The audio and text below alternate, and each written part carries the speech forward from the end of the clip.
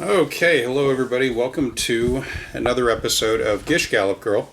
I am your host, Thomas Anderson, and with me, Matthew Anderson. and let me move my microphone around a little bit here. Okay, so let's discuss what we need to discuss here. So, naturally, when we recorded the last episode, it was election night, and towards the end of our session, Kamala was swiftly gaining ground. I think anybody who's been alive for the last couple of weeks knows what happened next. We all woke up and said, crap. So I chose not to do a theme song this week because this is going to be a special episode of Gish Gallop Girl. We are not going to be playing any Candace this week. I didn't write even a script.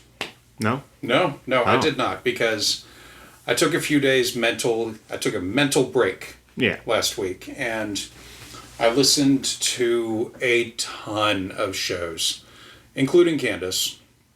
And what I came away with was she's, of course, doing a lot of gloating, because these people don't know how to be gracious winners. No. Sore losers often are not gracious winners. No. And I was like, all right, so I listened to her show for about 3 days straight, and I was like, man, I'm not feeling it right now. And I went and I listened to the normal run of my podcast throughout the week and a bunch of music. I really needed some pick-me-ups, as the news has been coming in. Every day is a little bit worse about the incoming Trump campaign. Yeah. Or administration, or what have you. Like, the motherfucker is giving Dr. Oz a job. Dr. Oz? Dr. Oz. Dr. Mehmet Oz. He was anyway, one of the best heart surgeons in the world. Then Oprah blew him up several years ago, and he had his own daytime talk show. And he's one of these anti-aging guys. Like, he sells anti-aging supplements and shit. He ran for a Senate seat. Okay. About 2 years ago, and he didn't get it. Like, he soundly did not get it. For one thing, he was running for a Senate seat in a state he's never resided in. That's a great way to get people behind you. Yeah. I think it was Pennsylvania, but I'm not sure. It was funny at the time that he didn't get it, and that, his campaign was so batshit dumb. But, yeah, like, that was happening the year that we were moving up here. Mm-hmm.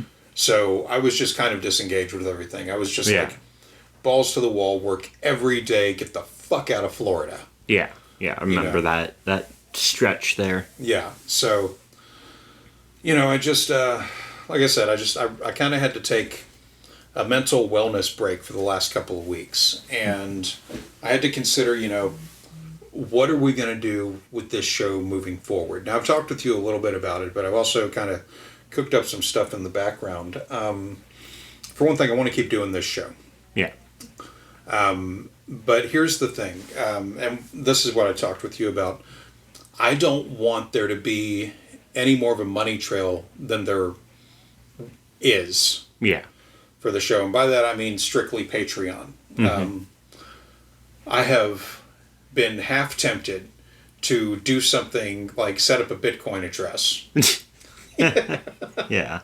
I have been half tempted to do that, just because, like, people tend to give that shit out. Yeah. But I don't want to deal with the whole end game of transaction fees and all that shit, and then you got to declare it on your taxes. That's been a thing for a few years. Yeah. And I'm like, man, that is a path, and they can call it cryptocurrency all they want to. The Bitcoin ledger is publicly available. Yeah. Anyone who knows your public address can look up what the transactions were. So it's basically a less secure bank account at that point? Okay. Yes. It is far less secure. Yeah. Meanwhile, what we have with Patreon, I am able to, and I haven't taken a single Patreon payout yet. Yeah. But when I choose to, I can have that pay to PayPal account for the show. Yeah. And then I can PayPal that to myself. Yeah. I haven't done that yet, but that's the path. It's very simple, and PayPal does actually a good job of keeping everything secure, and they're owned by eBay these days. Like, all it would take for someone to get that information, it would really take like a court letter. Yeah. You know, so like I'm not really worried about that because right now the payout level is so small. It's not worth Cashing jumping into. in, Yeah, yeah. it's not worth worrying about it. Now, if it got to a real money point, Then, then you know I'd be like, all right, let me look at my path forward. But you know, Excuse money. What's that? oh, I just burped. Okay. What I was going to say though is that money trails are a real concern going into the new administration because Trump has claimed that the media was his enemy. Yeah. Now, I kind of talked with you about this the other day, but it has stuck out to me that, you know, when I tune into NPR or any of these like classic, you know, left-wing main media programs, or even just centrist programs, these people, like, it felt like it was the fucking day after the results. Yeah. Yeah. But these people they stopped using the term undocumented migrants. Yeah. They started using the term illegal aliens. That was a term I hadn't heard on center or center-left podcasts and shows and shit in a long time. Yeah. You know, especially not from like national sources, MSNBC, CNN. They began using the term illegal aliens, which is a mainline term of the fascists. Let's call them what they are. Yeah. That's been their term for a long time, and they always sneered at the undocumented migrants term. Yeah. So, that being said, and you know, these people across the board, like toadying up in various ways to the administration, like it came out yesterday, some hosts on MSNBC who run a morning segment literally called Morning Joe. Yeah. The main host of the show is Joe Scarborough and his ex-wife. Okay. Mika's somebody. It's like, she has a last name that's important. Her dad was somebody important. I don't give a shit. Yeah. Any rate, they started like speaking positively about the oncoming administration. Yeah. And of course, left-wing people on Mastodon and stuff picked it up immediately. They're like, oh, look. They're like, well, I didn't have these people becoming bootlickers on my bingo card, but here we are. Yeah. You know, it's that, and it's all of this other, you know, it's watching the media cave in because they knew the entire time, and they didn't go after him for it. They knew the threat level that Trump posed. Yeah. They were aware. The Project 2025 book outlines every fucking thing. Mm-hmm. It outlines every single step Yeah. that these people want to take. And yeah. Which one was it? God, I can't remember what it was, but there's a line of damn Nazis in their lists. Yeah. It's always lists. Well, I mean, you know, there's this thing that Alex Jones has always been fond of saying, and that is that, you know, the globalists, they tell you their plans, and movies are predictive programming for what's going to happen, and, you know, he'll use things like fucking Outbreak. You know? Okay. Yeah. And The Stand. Well, I mean, didn't he try to say that Avengers Endgame was like? Oh, okay. Yeah, Okay. Let me get into that. Yeah. Let me get into that. So there was Avengers Infinity War Part 1. Yeah. Was the title we all got. Yeah. Natural to assume the next movie is going to be Infinity War Part 2. Yeah.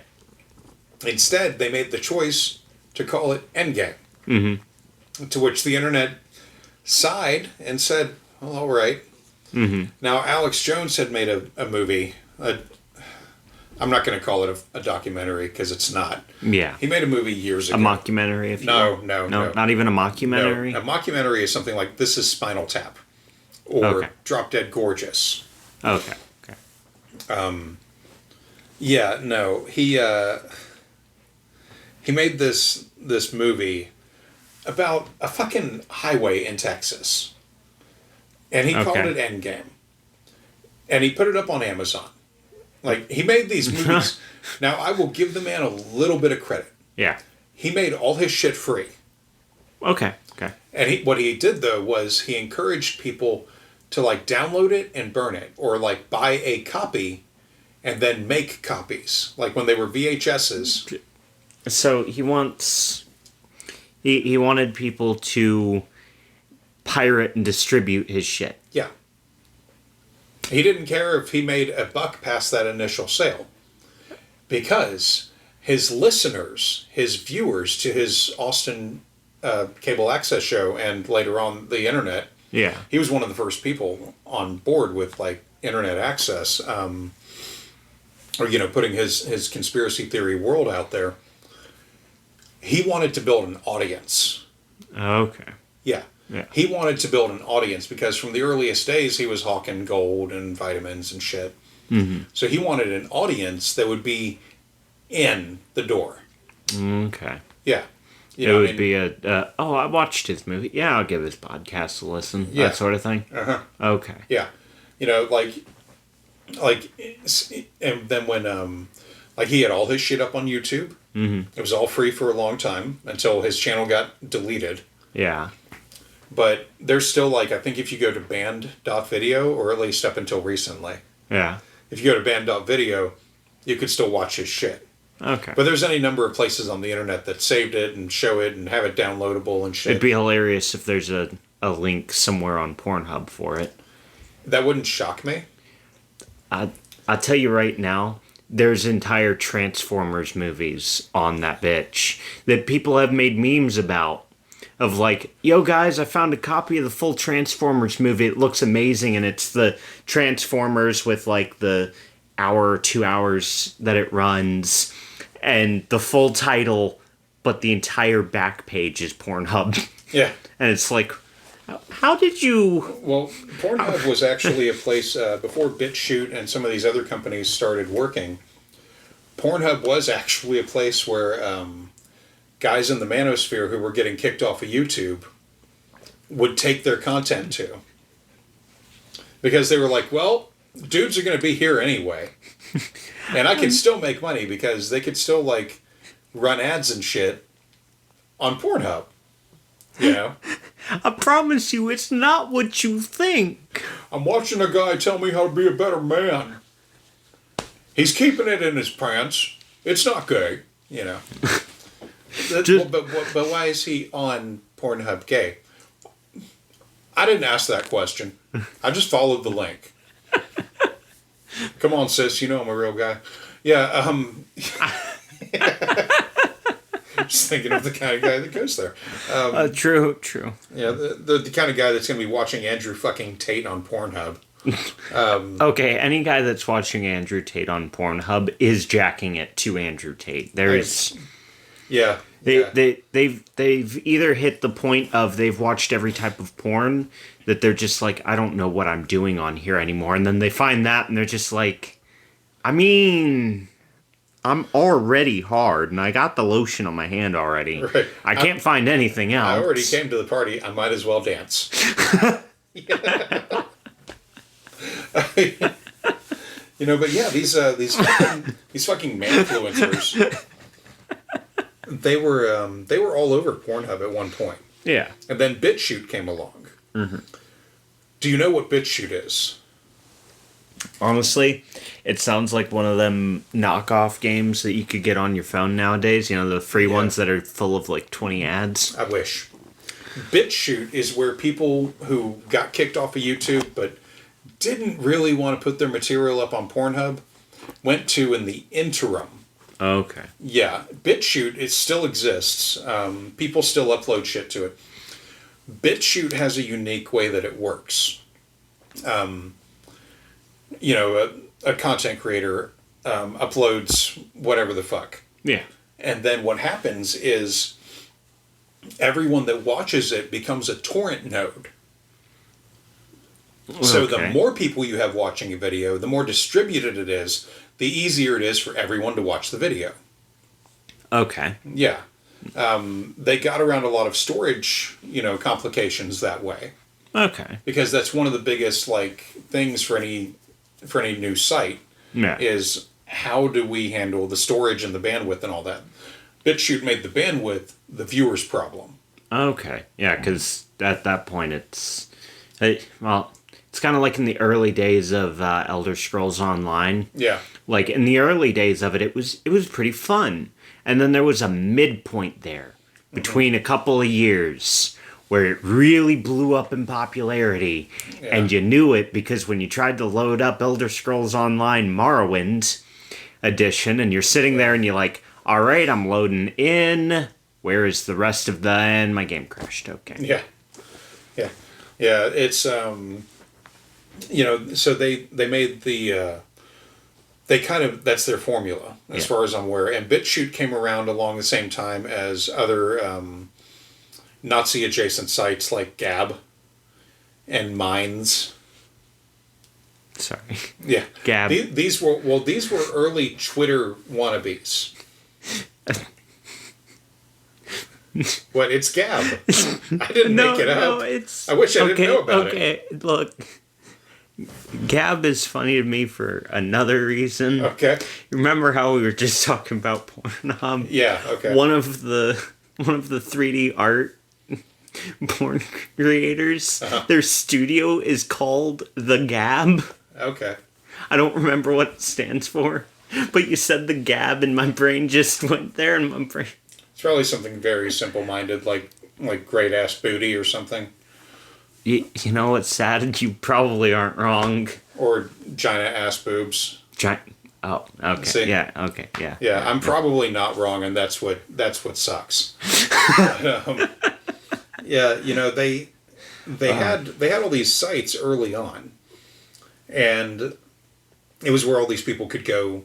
Well, that's where guys like Dave Rubin and Russell Brand and Stefan Molyneux, they figured out where their audience was, and then they just kind of took them from those other things. I don't know if these people still post to Gab or Minds or any of these other shitball sites. I haven't been on them in a long time. I don't want to make a show account for them. I don't generally give a shit. Yeah. But that brings me around to Rumble. Yeah. Now, I had mentioned before, don't worry, we're not on Rumble. Even though every now and then I'm like, God, how cool would that be to just take money from these fucks on Rumble, on their own platform, get paid on their own platform. Don't think it hasn't occurred to me, but yeah, no. What gets me about Rumble though is, I told you, and I mentioned it in previous episodes, Some Kind Soul uploaded all of the existing episodes of Candace Owens' A Shot in the Dark series. Yeah. Yeah. Well, those are all in MP4 format, and I have them. Yeah. I took the time to download them. I do have all of them. So what I'm going to do is I'm going to run them all as... I'm going to convert them all as from MP4 to MP3. Okay. That's going to be the content we're going to go through. All right. Until that content is dead. Okay. Meaning we've exhausted it. I want to go point by point on these things. And part of the reason why is, one of Trump's key people that's coming in is Robert F. Kennedy Jr. I don't know what the F stands for, and I don't care. Probably Frederick. Or Fitzgerald, or, whatever. These people are not, geniuses at names. But, yeah, RFK Jr. is one of Trump's incoming people. Probably. Mm-hmm. Because here's the thing. Trump has announced a lot of his cabinet picks, and each one is kind of worse than the last. Yeah. Somehow. But what he's doing is what's called a recess appointment. Okay. Where he can kind of sidestep the actual senatorial confirmation. Mm-hmm. The Senate has to vote on the president's cabinet picks. Yeah. They get to vote on who his main advisors and and shit doers are. Yeah. Well, he can appoint people for 2 years without Senate confirmation. Okay. So that's what a lot of people, I mean, they've even said that that's what they're going to do. Yeah. I can't even say that people are saying that's it because they've come out and said it. Yeah. Now, that said, though, they do have a friendly Senate coming in. Okay. And what has been surmised by the people that know way more about this shit than I do is that the incoming Senate might just go ahead and fucking confirm these people. Yeah.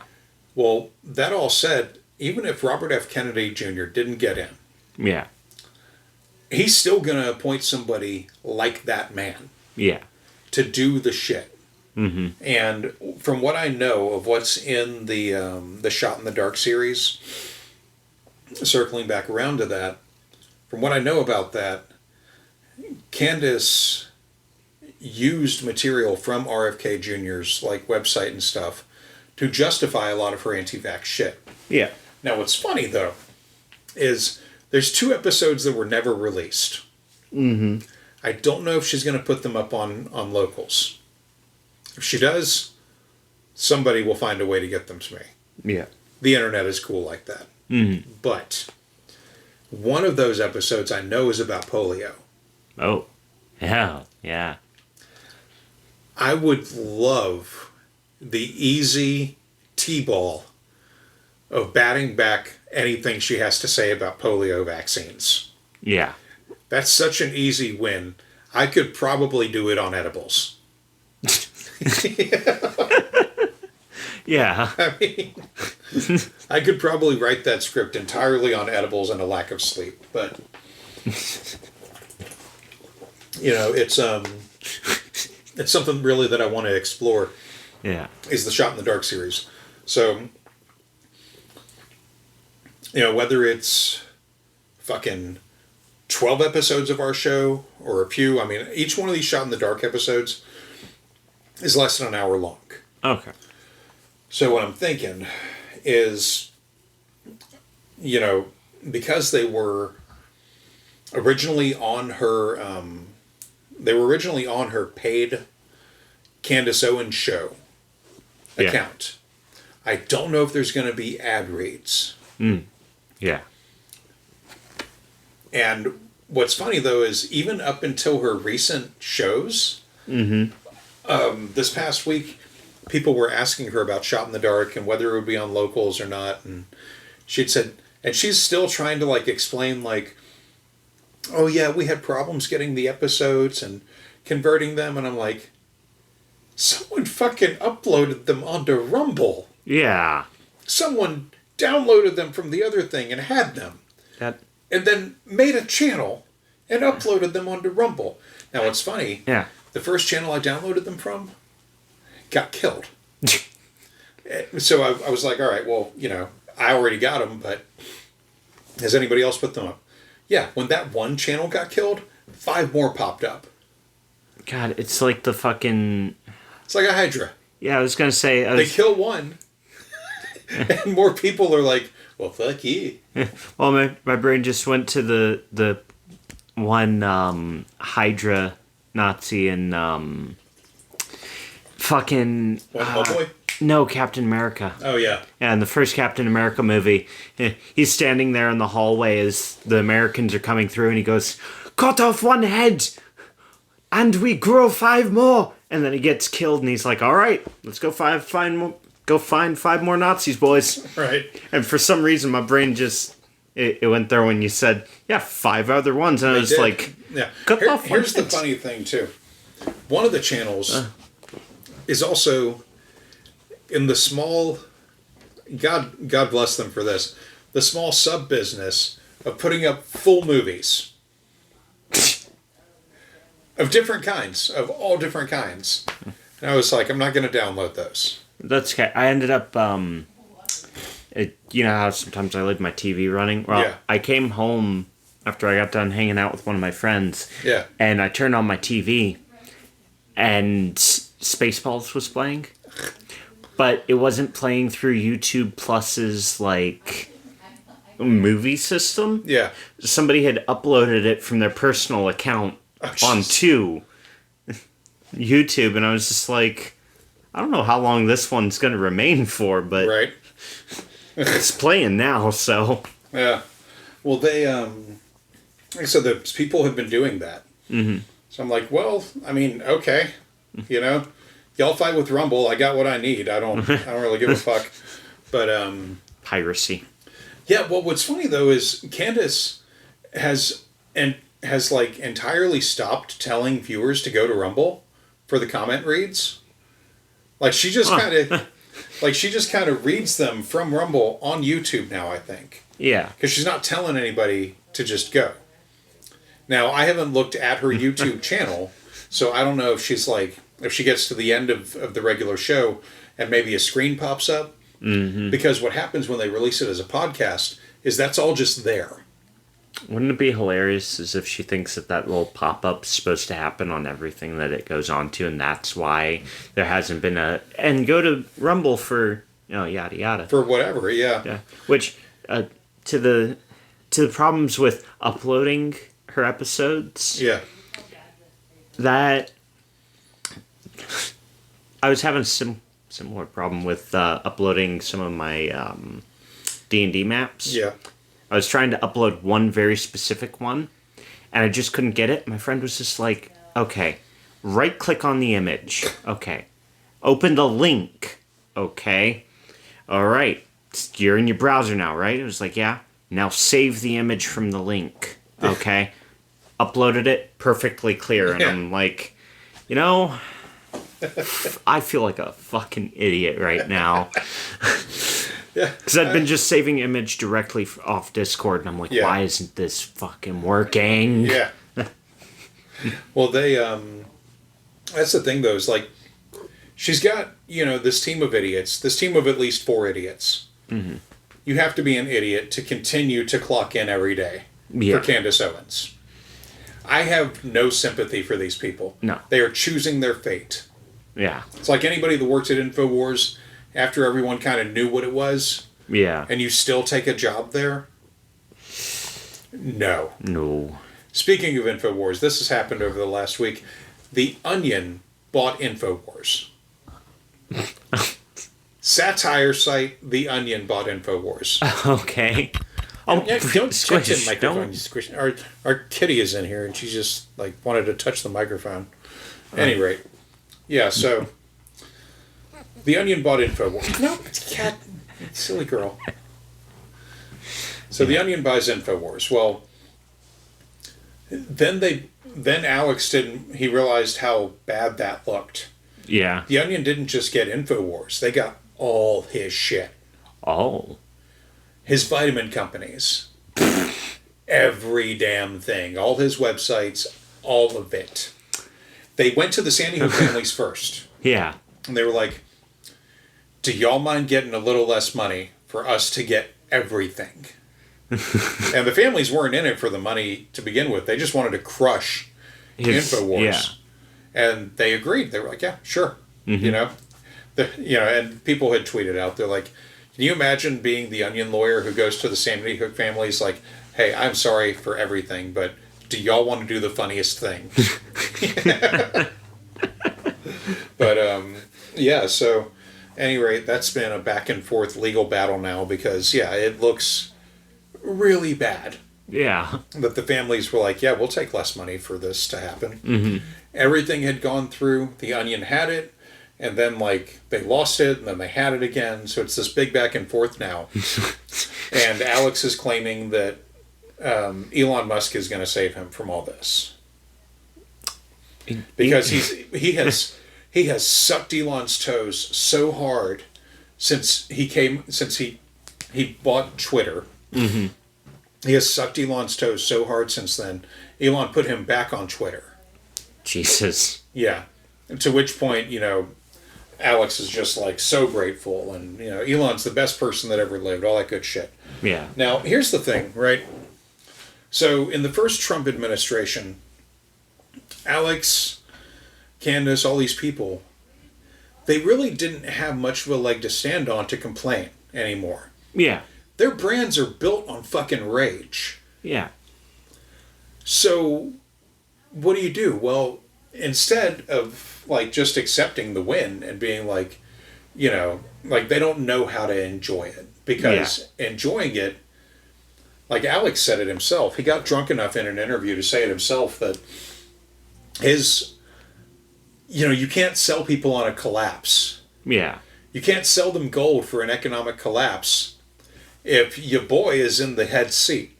Mm-hmm. You can't be like, Trump's going to cause an economic collapse, you should totes buy gold. So the gold sales through his site went down. The gold sales through all of these Magic Monkey sites went down. Yeah. His supplements went down. Mm-hmm. Like, he had to start this whole Patriot Points program. Yeah. Just to get people to accumulate points to get free shit. Mm-hmm. And then it wasn't like good enough that he had Patriot Points. Then he did like sales where you'd get double Patriot Points.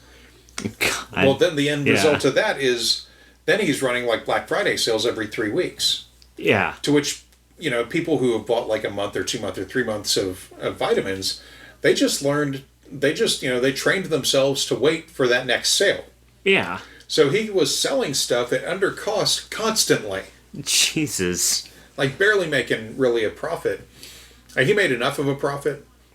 He could afford to live rich. Yeah. But not the kind of profit he should have been seeing.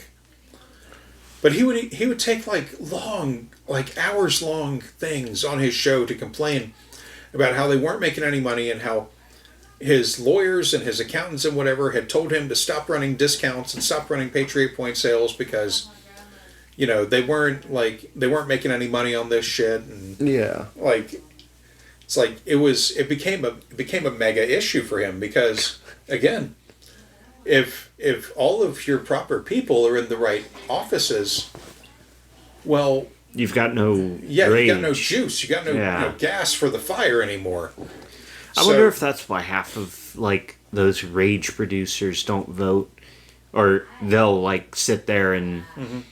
Well, one of the reasons. Yeah. One of the big reasons is, like in Florida, for example, mm-hmm. if you know someone's name, mm-hmm. and I think it's what county they live in, but if you know someone's name, you don't need much else to put it into the state of Florida voter checker and get their fucking address.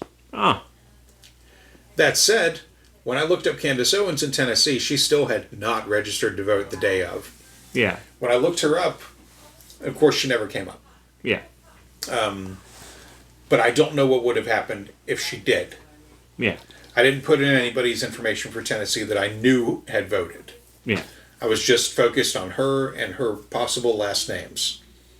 All that said, you won't find Candace on these like people finder sites. You'll find her entire family, and I have. Yeah. I found all her family. I can tell you where people were buried. Yeah. I have a file. And what she has said about one of her sisters matches up with what I have already, so I'm like, all right. Yeah. I was on the right path. I have it. Well, yeah. Her it's funny, her dad and Kanye West's dad mm-hmm. live a few blocks apart from each other. That's funny. Phoenix. Yeah. Yeah, they both live in Phoenix, Arizona. No wonder why she knows West so well. It's one of many reasons. Yeah. Yeah. Yeah. So yeah, they like I said, though, getting back to it, like, I want to cover the Shot in the Dark series because it's a big linchpin of her empire right now. Yeah. As being able to sell those local subscriptions. Because what she said she was going to do, and I have not checked into any of her shit for the last 2 weeks. I was like, it's bad enough I'm listening to her just like gloat constantly. Like she keeps claiming there's these TikTok trends, for example, where women are like, I'm not having sex again because Trump's back in office, and it's like the only place I'm hearing about these trends is on her fucking show. Mm-hmm. So I'm like, okay, whatever. 20,000 women pissed off. I get it. I'm with them. I understand. Yeah. At the same time, this is not newsworthy. No. What she skips over recently, one of Trump's pick for attorney general, right? Mm-hmm. His White House lawyer is a dude named Matt Gaetz. Now, the attorney general spot is also one that has to be confirmed. Yeah. Here's what's fucked up, right? Gaetz has all kinds of credible sexual allegations against him, including one where he transported a minor across state lines and had sex with her at a party with a bunch of drugs. There are witnesses to this. There's also, and that came out like early on in his run in the House. Yeah. He's from Florida, by the way. That makes sense. Yeah, it does. But Matt Gaetz has been a friend of all of these dirtbags for a while, including the one from Georgia, Marjorie Taylor Greene, who's a QAnon idiot. Mm-hmm. He's been QAnon friendly this entire time. Like, he realized early on the MAGA base is my base too. I need to, like, own this. So that's what he did. Well, the deal is, though, is that there's also allegations of him, like, on the House floor showing other members of Congress, like, his phone and going, yeah, this is a video of a chick I had sex with last night. And one of the guys from his office is now doing 11 years in federal prison because of a Bitcoin scam he ran. Like, I'm sorry, but how do you get fucking lynched for a Bitcoin scam? pretty easy. You use public funds to buy it. Okay, fair enough. Yeah. Yeah. I thought it was one of the more complicated, ones where, like, they got the fucking server rooms and shit going. No. I think he might have also bought equipment to mine with. Yeah. Like, but yeah. So all of that was provable. Like, dumbly provable. Like, didn't even try to really hide it provable. Yeah. So yeah, Gaetz was involved in all this shit. He's almost a central spoke to all of this garbage. Yeah. Well, the House Ethics Committee filed a report. Yeah. That was going to come out like a week ago. Mm-hmm. Here's the deal.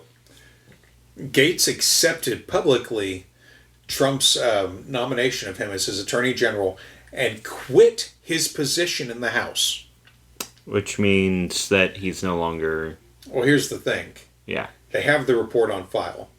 It was going to come out 2 days after he had quit. He knew it was coming. So he quits his position in the House, which means they have to run a special election to fill that seat. Yeah. Well, there are people credibly pushing for this report to be released. Yeah. Marjorie Taylor Greene, wonderful idiot friend of his, comes out, I think it was yesterday, and she says, if you're going to release this file on Matt Gaetz, then you should release every file on every member of Congress. To which everybody's kind of like, yeah, all right, you finally said something we can all agree with, Marjorie. Yeah. Way to go. You got one right. Yeah. Like, yeah, absolutely. Release all the files on these people. If they're pedophiles and shit. We'd like to know. Yeah. We'd like to know, and they should be in prison. Yeah. Period. I don't care who they are. I don't care if I've agreed with them up to this point. Wow, you did fucked shit. Mm-hmm. Go the fuck away. So, yeah, she's, I think she might wind up eating those words. Yeah. I mean, there was a guy I used to play D&D with that, like, was one of the nicest dudes I'd met playing D&D. Yeah. And, he was real fun to play with. He was a DM. I'd never got to play in the game that he was going to DM, though, because one day he just stopped talking to all of us. Yeah. And we were all kind of like, man, I hope he's okay. And somebody was like, yeah, sometimes he goes into these depressive streaks where, like, he doesn't talk to anybody for a month. And I was like, all right. Yeah. And then one day, his son messages all of us and posts up his mugshot along with his crimes. Oh, jeez. And says, this is the real man that you've all been friends with for the past decade. Oh, my God. And everybody, like, the kid was always an asshole. So we were all like, dude, this isn't cool, because it was a bunch of sexual assault allegations and stuff. And then dude's wife popped in there and said, no, this is real. Yeah. He has raped me and Oh, God. forced our son to take Viagra at a young age and fuck him. And he's Oh, like, jeez. okay, holy shit. Yeah. This dude was real fucking bad. Yeah. I'm glad he's serving how many? 20 to life. I hope he gets life. Yeah. Yeah. I hope he continues to fuck around in prison, and if they find out what he's in here for, he is not going to survive the night. No. Yeah. Yeah. So yeah, when we found out about that, that was kind of the main breakup of that whole D&D group, because Yeah. they were like, we've agreed with this man for like years. We've all like loved hanging out with him. Yeah. What the Fucking fuck? monster. Yeah. Yeah. Yeah. I mean, and that's said it's a web of monsters being pulled into this administration, and one of the things that we talked about earlier in the week is something else that I wanted to bring up, which was Trump is following a pattern of strongman dictators. Mm-hmm. They've already said they're going to use the military to enforce mass deportations. Yep. There's at least one maggot in Texas Yeah. that has offered his ranch land for them to build camps on. Oh, fun. Yeah, deportation camps. I'm real glad a couple of my friends have moved out of there. Well, that's the thing. If they have these deportation camps Yeah. and they have friendly governors from other states, Yeah. they will put people on prison buses Mm.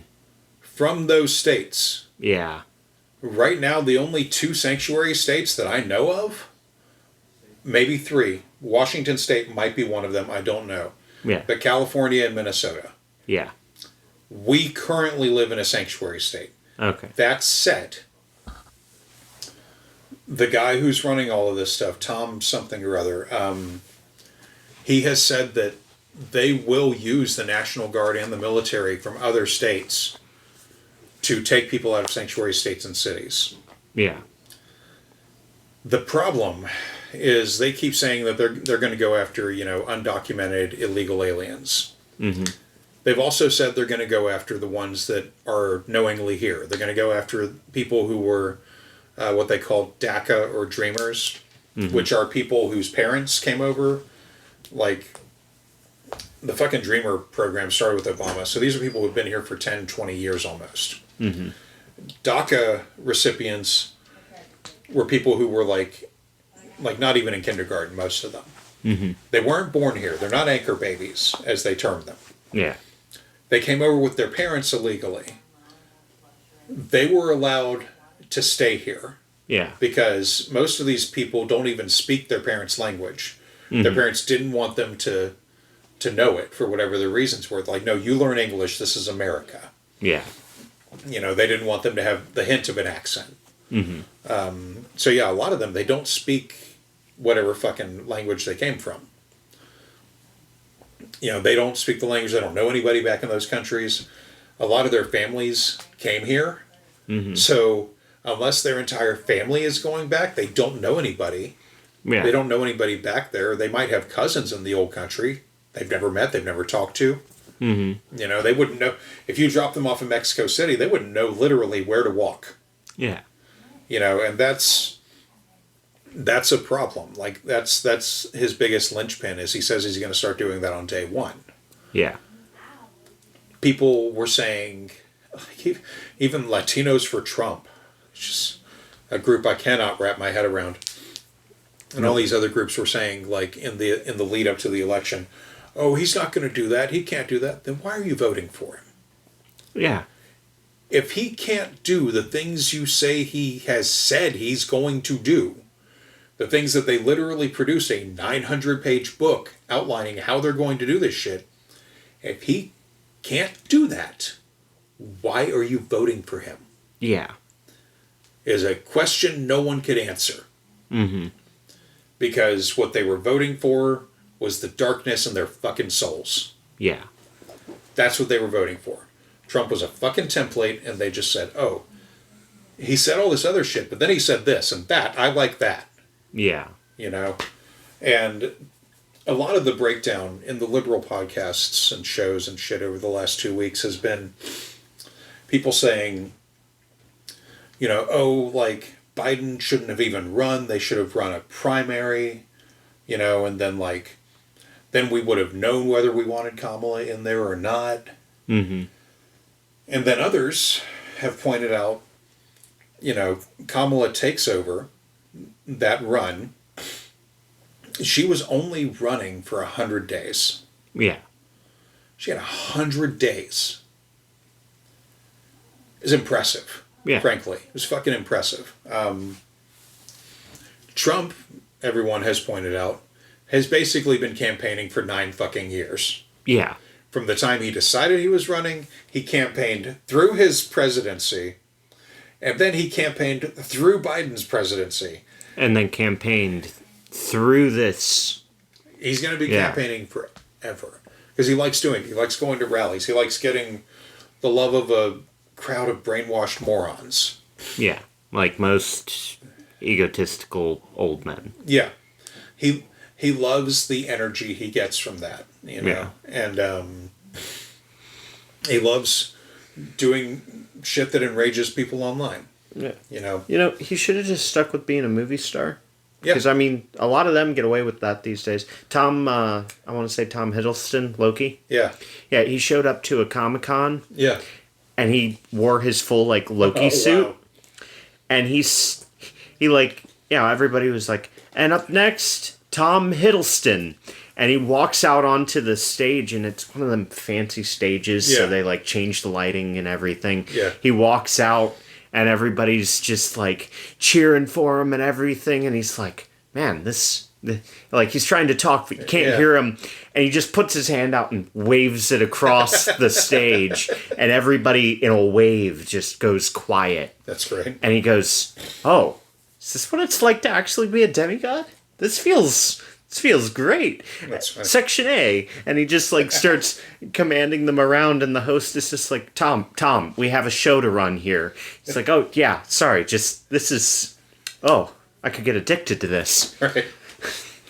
Yeah, they, well, the thing is that people pointed out early on, near 10 years ago, that all these court cases that have been spinning around with Trump as the central figure started back then.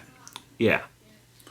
Like, and the problem that people have not come to realize that podcasters were screaming about is that,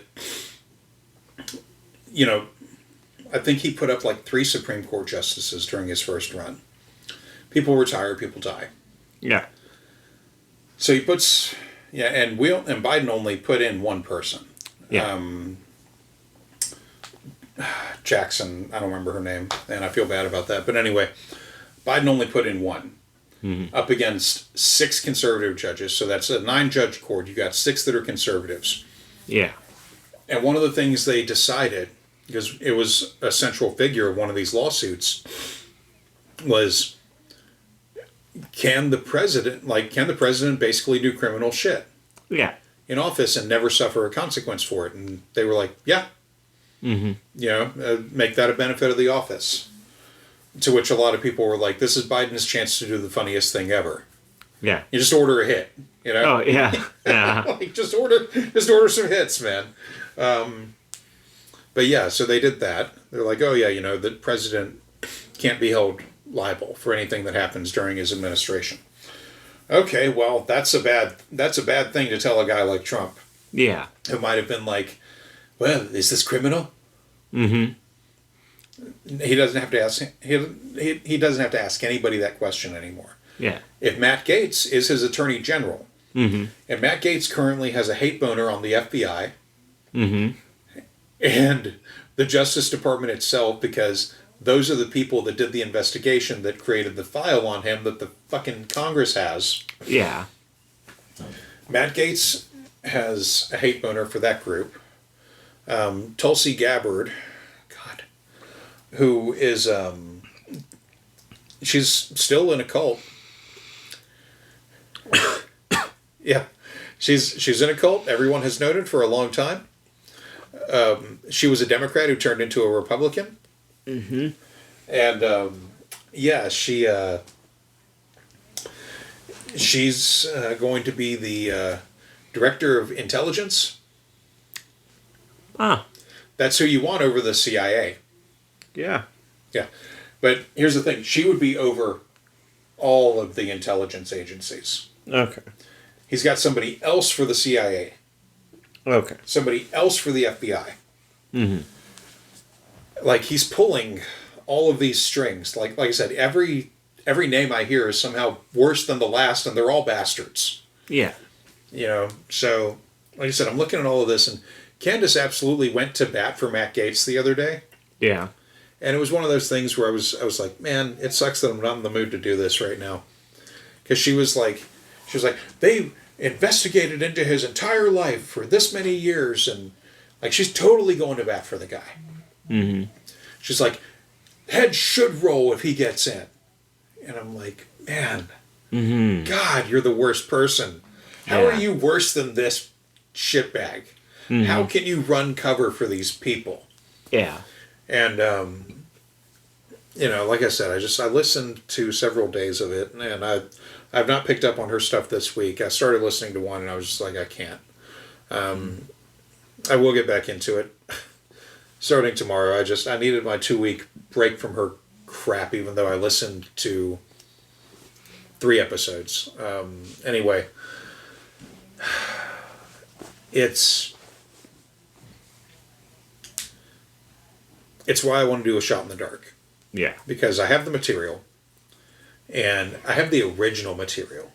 Mm-hmm. I don't know if she's edited shit to go up onto Rumble or to go up onto Locals or whatever. Yeah.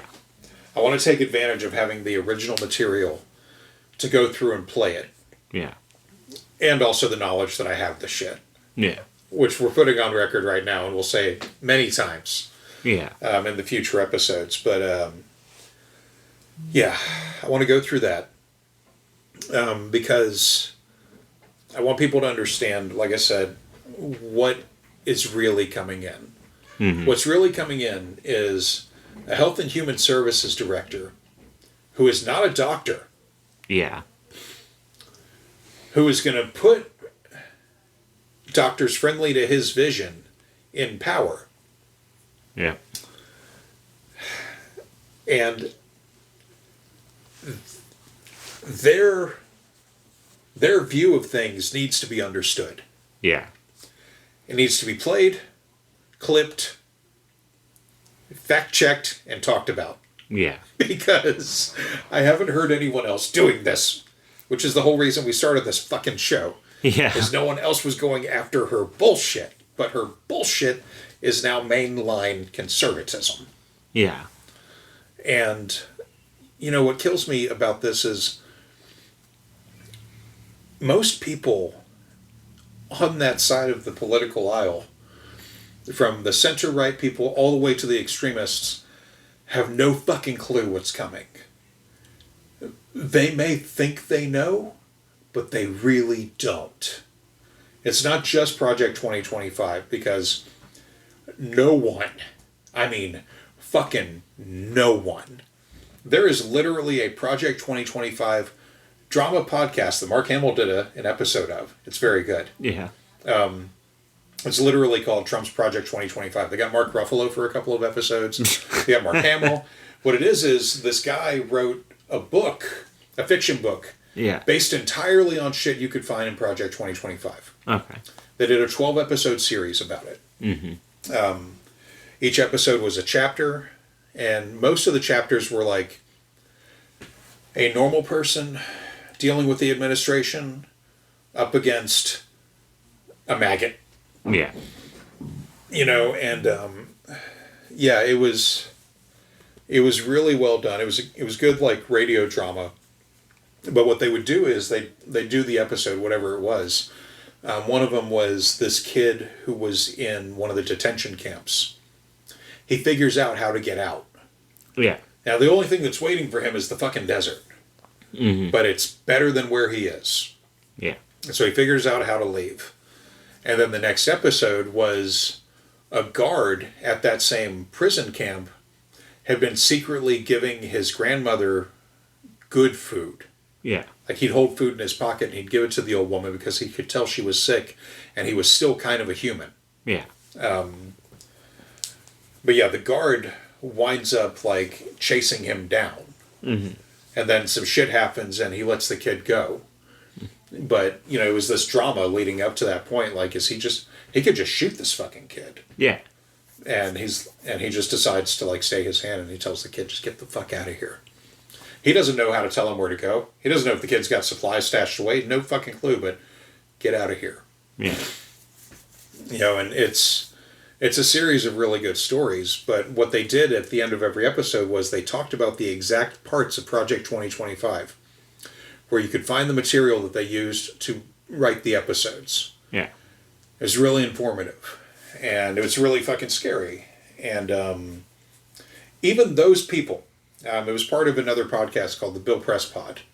Bill Press is an old newsman. He started up a podcast where he could talk politics with his friends.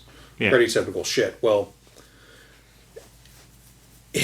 people that watch the courts, people that do this shit professionally for a living, nobody saw Robert F. Kennedy Jr. taking over Health and Human Services. Nobody saw Matt Gaetz doing this. Tulsi Gabbard, Marco Rubio. Yeah. No one, everyone has been shocked. Mm-hmm. It's like fucking Game of Thrones, but with all the worst people introduced in the first episode. Yeah. You know? It's like, oh my God. And yeah, of course, you know, Candace is just right there, just the entire time, just going to bat. Just balls deep on it. Yeah. Mm-hmm. Just like, oh my God. So, you know, and like I said, it's one thing where I've been looking at the material and I'm like, yes, she's being transphobic. Mm-hmm. She's being everything she is. Yeah. That's not new right now.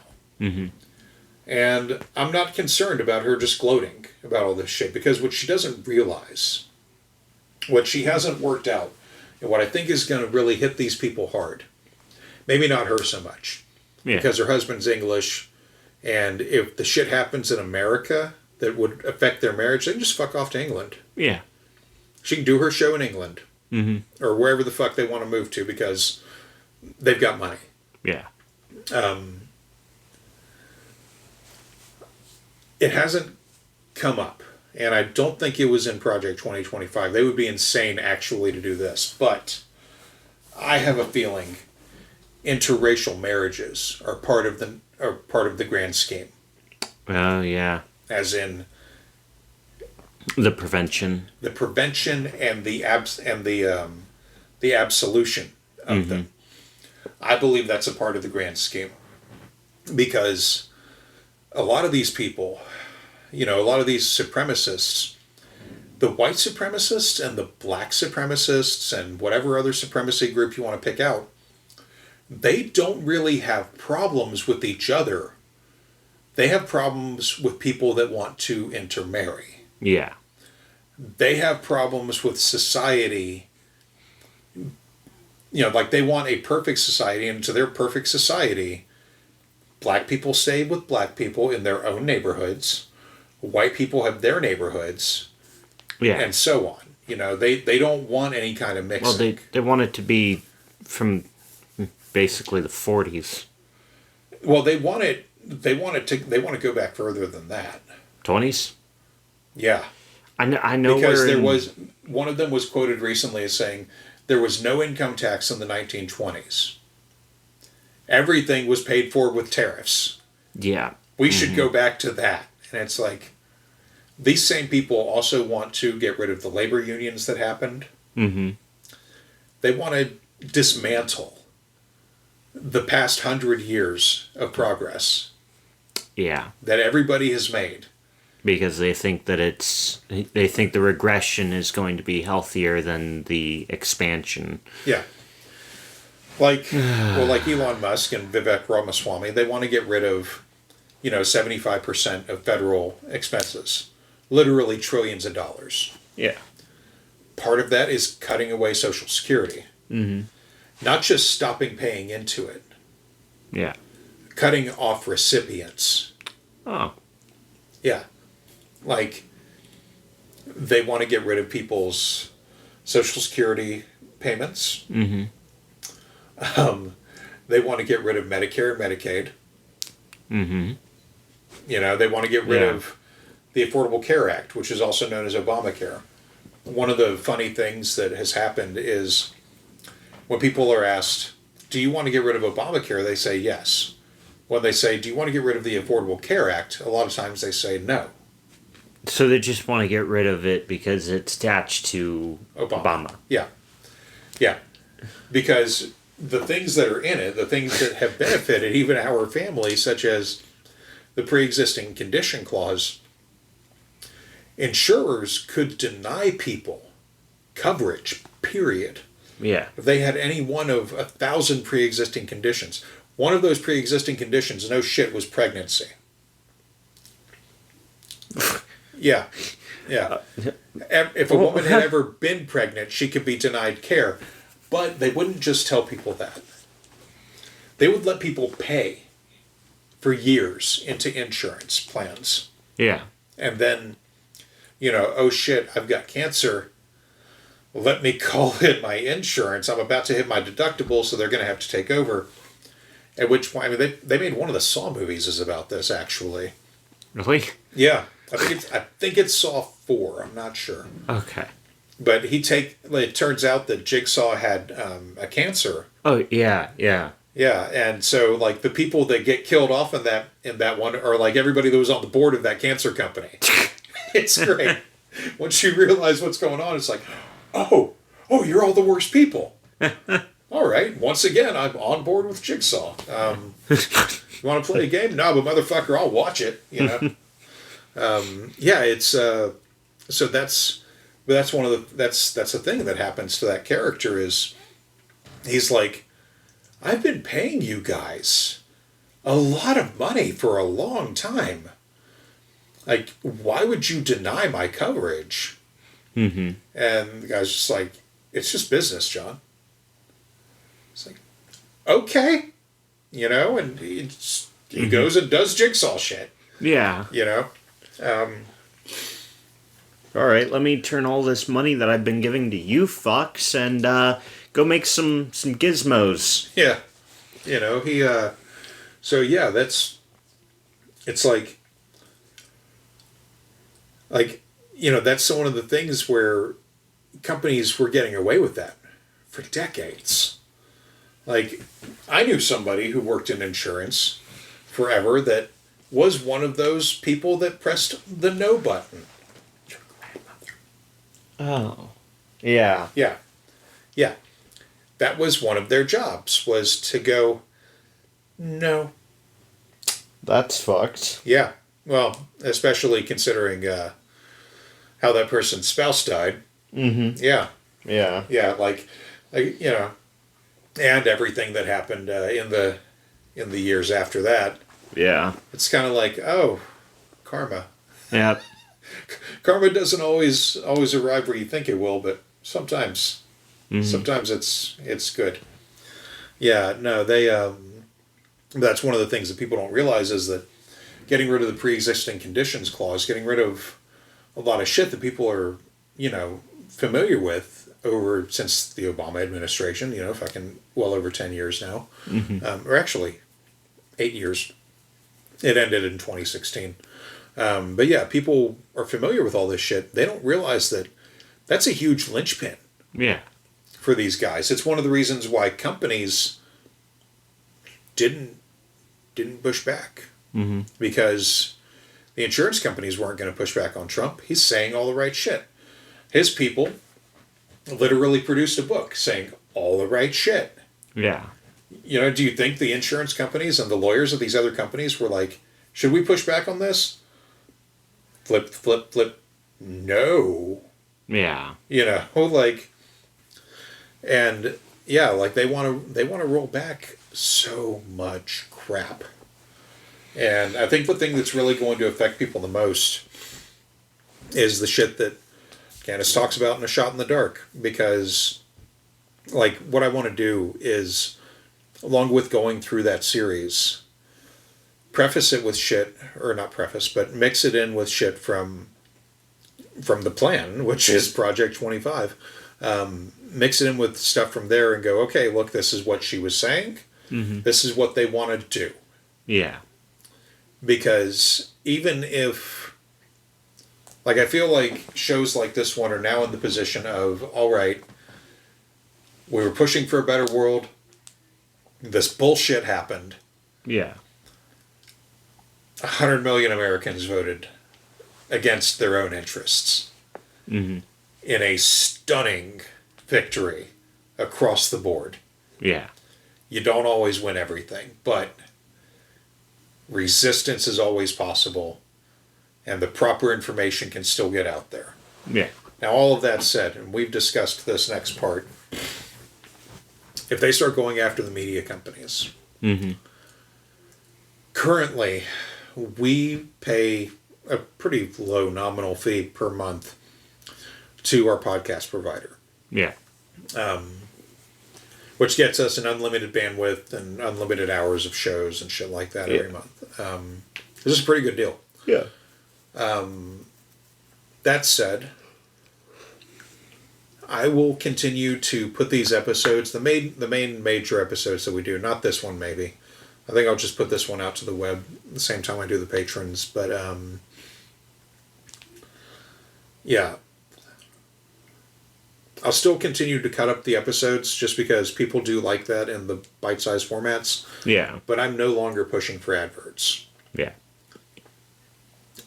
Because, for one thing, a lot of the shows that I've been listening to since this happened 2 weeks ago, Mm-hmm.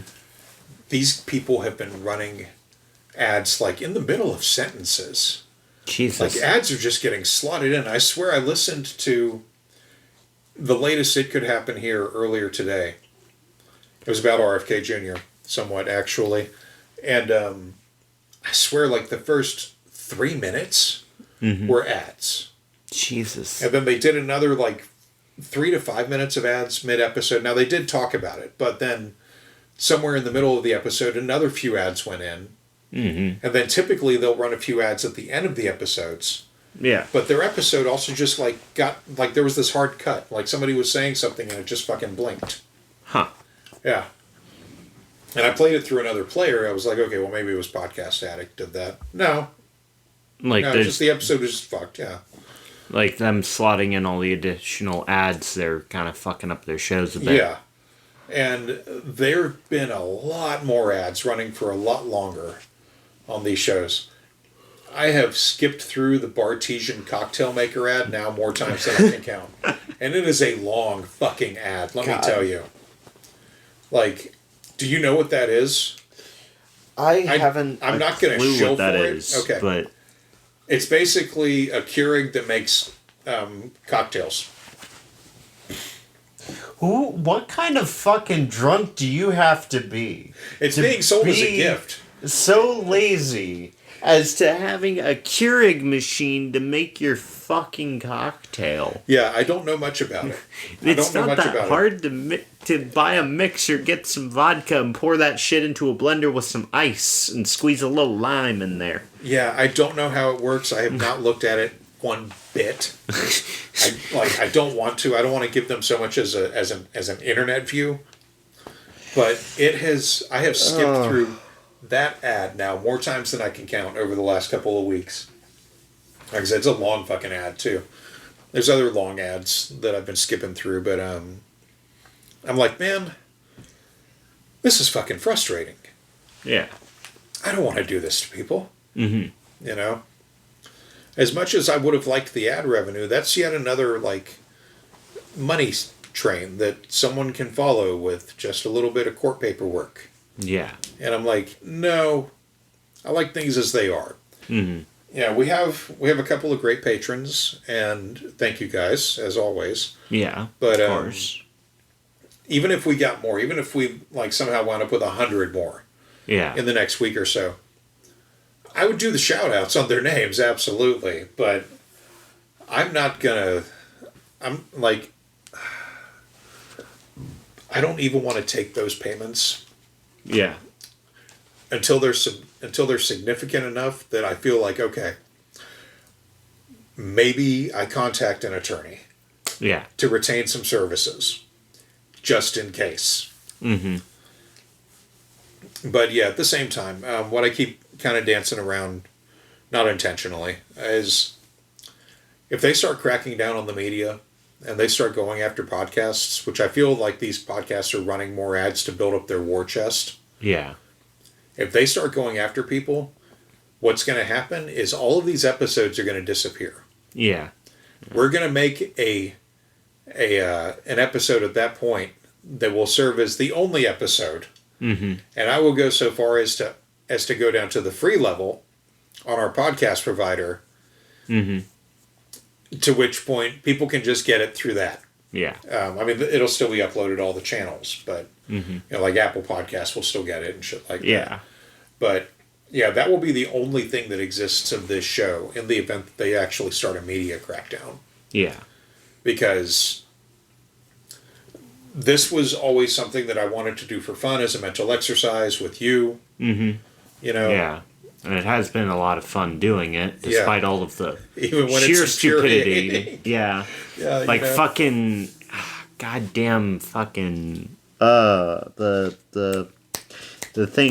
satanic fucking space thing. Oh, Satanic, oh God. yeah, that shit. No, my favorite episode still, honestly, is episode 19, Yeah. Bussard the Coward. Oh, yeah. That's still my favorite one. Or 16, Dave Smith Duked Out. Two of my favorites. Just within a couple weeks of each other. Or, Yep. yeah. Well, a couple weeks of each other on the show anyway. Can't forget Tate getting arrested, like, Oh, God. So many times. yeah. So many times. But, yeah, they, that's all. You know, one of the things that keeps coming up among people that really just don't understand this is, and I'm sure our listeners have heard this from people in their own lives too, people that aren't as engaged with all this shit saying, well, you know, people said all this bad stuff about Trump in his first term and he didn't get any of that shit accomplished because he had people that knew what they were doing Yeah. around him. He doesn't have that anymore. No.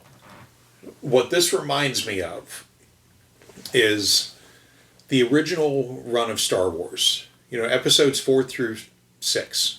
Yeah. You know, New Hope, Jedi, All those. Yeah. Empire. Revenge of the Sith. No. Fuck you. No. It was a decent movie. It was fine. Revenge of the Sith makes up for episode 2. I have always said that. What and I was the will name always of say episode 2 again? I forgot the title line. it. You have been watching I know, Clone I- Wars. I know I've been watching Clone Wars. It's but literally Attack of the Clones. yeah, Attack of the Clones. Okay. Oh my God, I mean, man. Attack of the Clones wasn't bad, but apparently it wasn't that memorable. Otherwise, I'd have remembered the fucking title. Attack of the Clones is the movie that I tell people, if you're sleepy, it'll put you out. The fucking It's the rhythmic blaster fire in the fucking gladiator scene that always just. I had Yeah. to watch that movie like 4 times just to get through it. I don't even like there. That one. Okay, the thing that really sucked about that one was Mannequin Skywalker. Oh yeah, Now, my favorite fan theory about the movies is that the Empire has fallen, the rebellion has taken over, and they're trying to figure out what the fuck happened. yeah, And the only thing they can trust is R2D2, yeah, who is telling them his version of events, mm-hmm, which is why C-3PO is so ineffective all the time. mm-hmm, Why R2D2 at one point fucking flies. yeah. You know? Commits several war crimes. It's like you've asked a child Yeah, what their version of events was, and they're the main character. yeah, At that point, okay, R2D2 doesn't always know how humans emote. So if people are kind of wooden, it is fine. Mm-hmm. You know? Yeah. Like, okay. That's my favorite fan theory that I've ever read. I was like, that could make a lot of sense. Yeah. Particularly with how, like, in the new movies, it's all very actiony in episode 7. Yeah. Because R2 doesn't really kind of, like, wake up till the end of the movie. R2's basically dementia riddled Yeah. until CP3O walks up to him, Jackson, and fixes him. Yeah. Like, everybody's like, yeah, we have R2 still, but his memory drives are corrupted. Yeah. And, you know, fucking CP3O walks up to him and goes, oh, hey there, old pal. Kicks into him and goes, okay, he's fixed. Yeah. What do you mean he's fixed? Yeah. Well, I just cleared his data banks. You're telling us that was the problem? Did you fuckers not think to clear an old droid's... How do we have a society where droids exist everywhere and none of you thought of this? Yeah. Yeah. It's like... How do you have a fucking droid whose body is literally a ball with a magnetic head practically that just rolls around? It's the Ex Machina. How do you fucking have that advanced piece of tech? Yeah. And yet you didn't think how you could fix an R2 Look, honestly, droid? I'm gonna say that's the most realistic thing in Star Wars. Oh, fair enough, yeah. Have you met people that don't know their way around a computer, which is a lot of people? Sadly, yes. Yeah. Now, see, me and other Linux people and people who know way more than I do, Yeah. we look at computers differently. Mm-hmm. Even if we're having to mess with Windows, we look at computers differently and we go, all right, you know, let me open this thing up. When's the last time updates were done? You know, there's a process that we start doing. Yeah. Whereas other people who don't really fuck with Linux, that are just like Windows focused, they don't always have the same mindset. They don't have the back to basics mindset that you have to have when you're fucking with Linux stuff Yeah. to troubleshoot your own problems. Yeah. You know? Well, like, even when I only fucked with Linux for like a little bit there. Yes. But, you know, like my current laptop, when it starts having problems, Yeah. I pretty much go, okay, let's go into Task Manager, shut everything but essentials down. Mm-hmm. Now that all that's shut down, let's see if it needs an update. No. Okay. Take a look at this. Take a look at that. Yeah. Okay, that's the problem. Right. Or if I'm feeling angry enough, and even with tech at every job I've had at, that everybody looks at me like I'm batshit crazy because I do two things to it. One, I very gently talk to it. Yeah. Like when I worked at the deli, we had an oven that would just act up all the fucking time. Yeah. Well, it had a bad fan in the back, and I kept telling them, hey, get the replacement parts. Yeah. I've kind of figured out how to fix it. Yeah. And they're like, well, do you know? I was like, no, but I'm pretty sure I can look up a YouTube video on this model, Yeah, right. watch it a couple times, and go, all right, that's what I need to do. Yeah. And they refused to do it until finally one day it burst. Yeah. Well, it was sitting there and it just started doing a ooh sound. Yeah. And I'm like, don't die on me, please, today. And I just started petting the side of it, and it stopped. Yeah. And it was fine. And they're like, what did you just do? I said, I don't know, but it's somebody else's problem tomorrow, probably. Yeah. And then there's other times where, like, it would start to make that sound, or even, like, various computers I've had in my possession start to do weird fucky shit or start to slow down. Yeah. And I just go, hey, no, fucking stop that, and just strike it. Mm-hmm. And it just it starts working again. And they're like, don't do that. And they're like, it's working. Yeah. You can't argue with results, motherfucker. Yeah. Like, yeah. Well, like my old phone, I used, like, it would sit there and, like, it was slow as shit near the end there. And I'm just like, you know what? Yeah. Hey, it's working again. Right. Well, like, one of the things, what I was getting to with this whole Star Wars thing was... Oh, yeah. Episodes 4 through 6, they exist as they were, because there were people that understood film, even students that understood film better than George Lucas, who were like, they would sit and listen to him and go, we shouldn't do that. Yeah. We shouldn't do that, and I can tell you why. Mm-hmm. You know, like the original sketches for Chewbacca are nightmarish. Yeah. You know, there's other things too, where people were like, George was great to work with because he actually listened to us.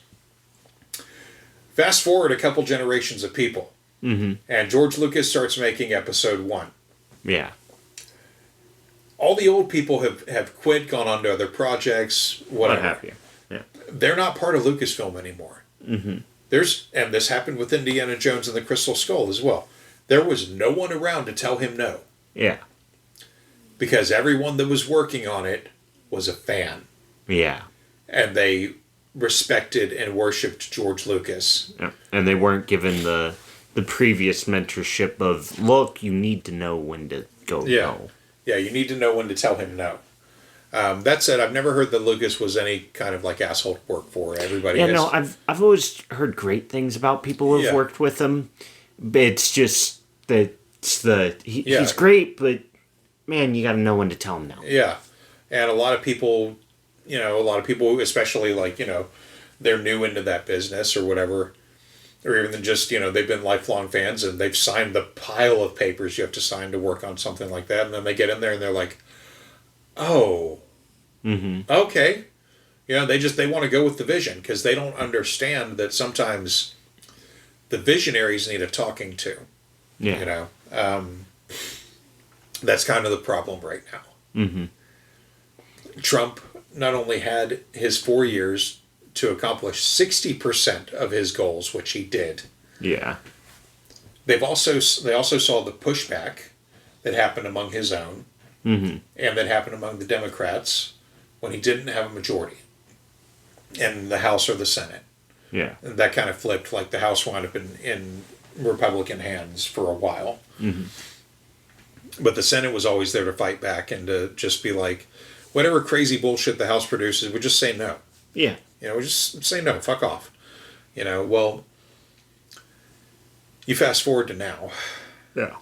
He has the Supreme Court, which he had prior to leaving office.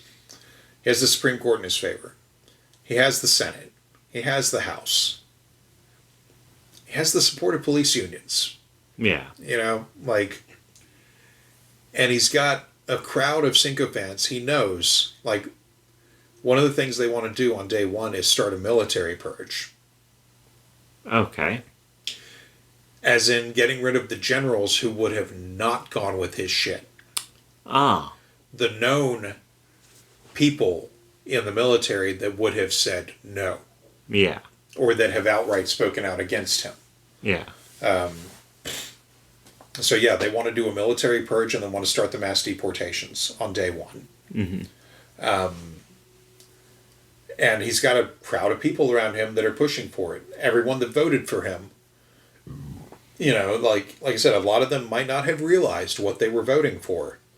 I certainly think that's the case with Latinos for Trump, but yeah, they didn't quite get the memo, and now they're going to be like, oh boy. But I don't think there's going to be a lot of pushback, and people have said, oh well, the military and the police, they won't go for that. It's like, no, what you don't understand is people said the same thing about the Germans and the Italians and the Spanish.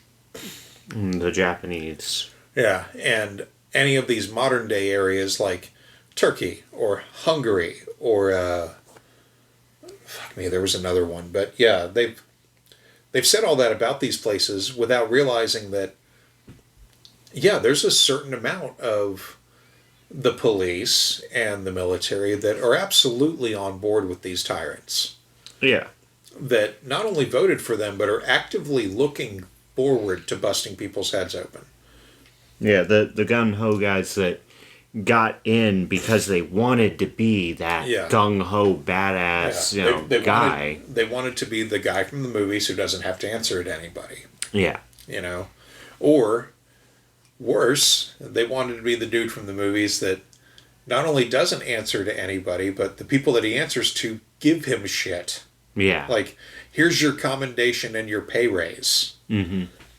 And there's a lot of people that didn't make it into the military or the police that want to. So, so what if you've got like 100 cops that go, no, we're not doing this, and they hang up their badges? There's 1,000 that want to be deputized tomorrow that would do it for free. Yeah. I think that was one of the more real things they did in, I think it was Wolfenstein Youngblood when they were in America. Yeah. And there's a little section in there where some of your enemies are Klansmen. Oh, it wasn't Youngblood. Oh, it was number 2, right? Yeah. Wolfenstein. I know that one had 2, it. the New Colossus. Yeah. When you're going through America and I think you're trying to get to wherever Adolf Hitler is. Oh, I don't know. Hitler's on Venus. Oh, right, yeah. Yeah. Yeah. Which sounds like the most conspiratorial thing to say out of context. It works in the game, folks. Trust me. But when you're going through America in that section, more to the point, Hitler's in Cloud City on Venus. that's risky. It's in the game. When you're going through America, I remember that segment where you kind of like walking past and he's dressed up like a firefighter and he's got like the fire hydrant I think so, thing. Yeah. You're trying to get to the cafe that's got the American rebels. Yeah. And on your way there, you brush shoulders with one of the Nazi officers who stops the Klansmen and goes, how are your German lessons going? Yeah. And they're like, it's going real well, sir. Yeah. He's like, all right, well, how do you say thank you in German? Yeah. The guy's like, donkey. Oh, God. He's like, oh, God, you are butchering my beautiful language. Shut up before I shoot you. Yeah. And it's like, Jesus Christ, even the Nazis don't like the Klansmen. Yeah. They, you do get to shoot a few of them. Oh, you do? Yeah, it's great. That level's great. It's one of the best levels ever. I have to relaunch it on... They're holding a double-barrel shotgun, so that's you get that weapon as a result of that. Yeah, it's awesome. But they God, they don't realize that a lot of those people still exist. And one of the things that has shocked people when I've talked to them about the podcast and shit in person, and I've said that to them, what do you know about David Duke? Mm-hmm. And a lot of people my generation or older are very quick with, oh, he was a Klansman, right? I'm like, yeah, but do you know this? Mm-hmm. And I take them through the very brief amount of stuff that we talked about on episode 16. Like, when David Duke ran the Klan, he pushed for them to get rid of robes, take on suits, stop going after Catholics and blacks, and focus primarily on Jews. Oh.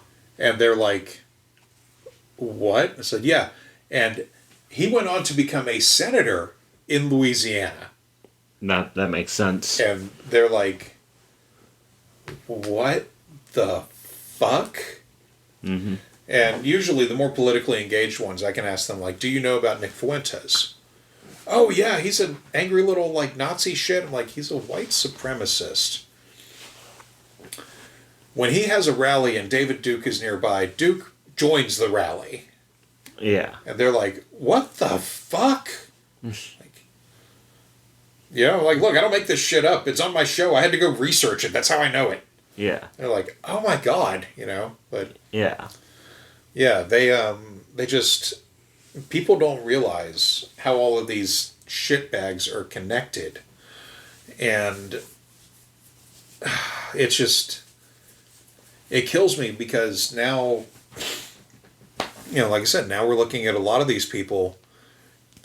There are 16 cabinet positions for Trump to fill. Mm-hmm. He's already put terrible people in half of these positions already, or at least a third of them. Yeah. Now that said, there's been such a pushback on Matt Gaetz that he might not get in. Now, the problem with that is if his thing is released, he either might not get in or he will only get in because the Senate goes around the processes that it has set up to just push him through. Yeah. But That all said, there's no way that Trump's main guy, who's known as Stephen Miller, there's no way that Stephen Miller doesn't have a backup that's just as terrible. Yeah. Because what they really want for the attorney general to do is to just say yes. Mm-hmm. Trump had 2 attorney generals in his first term. And they both said yes a lot, but they also both said no a lot more. Yeah. That's why a lot of his shit didn't go through. Yeah, they need yes mans the entire way. Fanboys. Yeah. They need fanboys.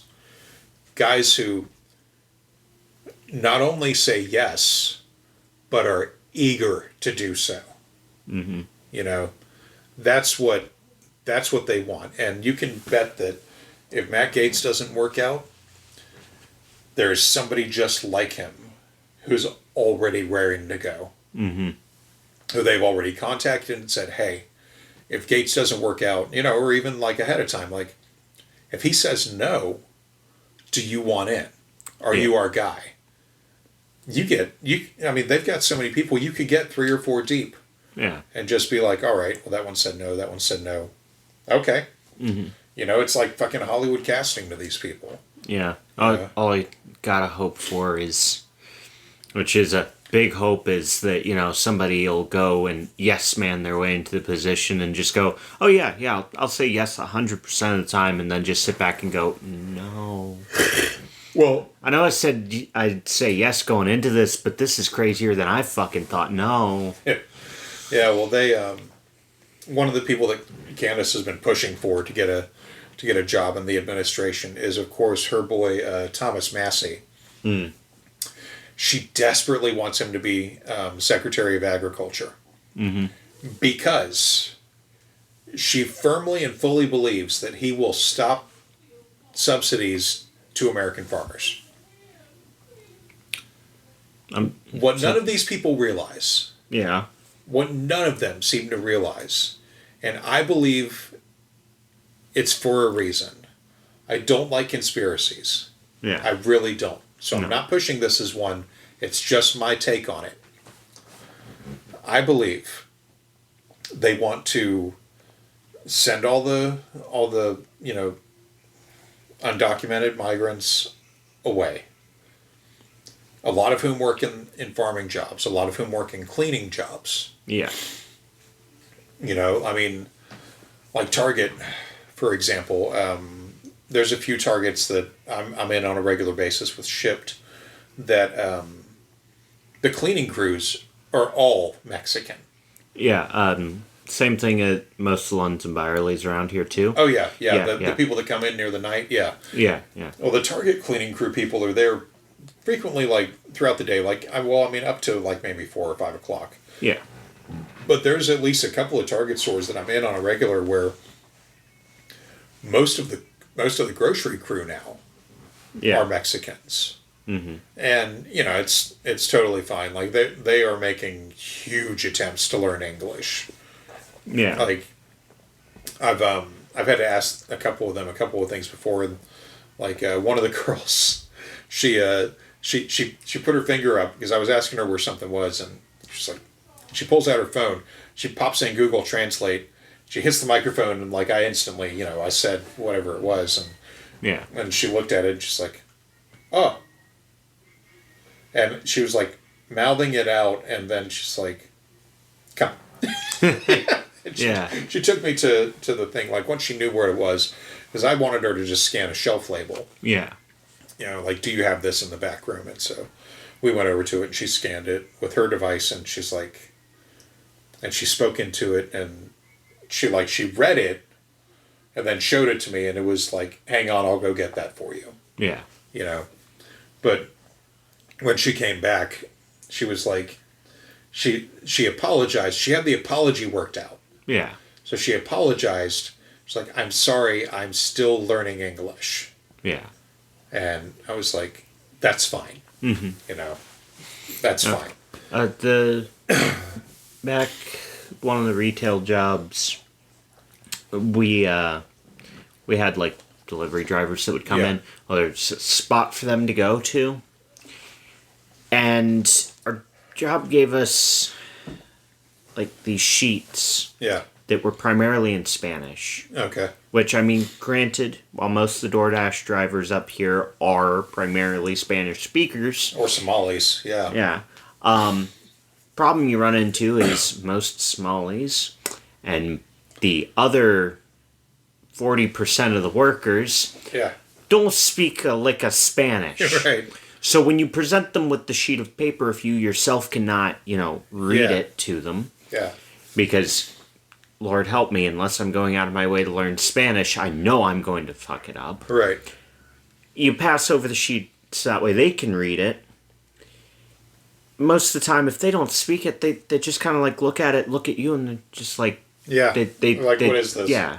And when they are Spanish speakers, it feels very rude to go, oh, and then hand them a piece of paper. It's like, oh, hang on a second, you don't speak English, go fuck yourself. Yeah. Hold on. I'm sorry. I'm so white. I have to show you this white paper with black words on it. Yeah. Yeah. So God. most of the time, like, hand signals are not a hard thing to learn. Yeah. Most of the people at that job didn't seem to want to learn them. And then you have the older folks who still, for some reason, think that people from other countries have a hearing problem, Oh, not a language problem. Jesus. And we'll just, go, it's around the corner. And it's Yeah. like, shouting at them's not Yeah. helping any. God.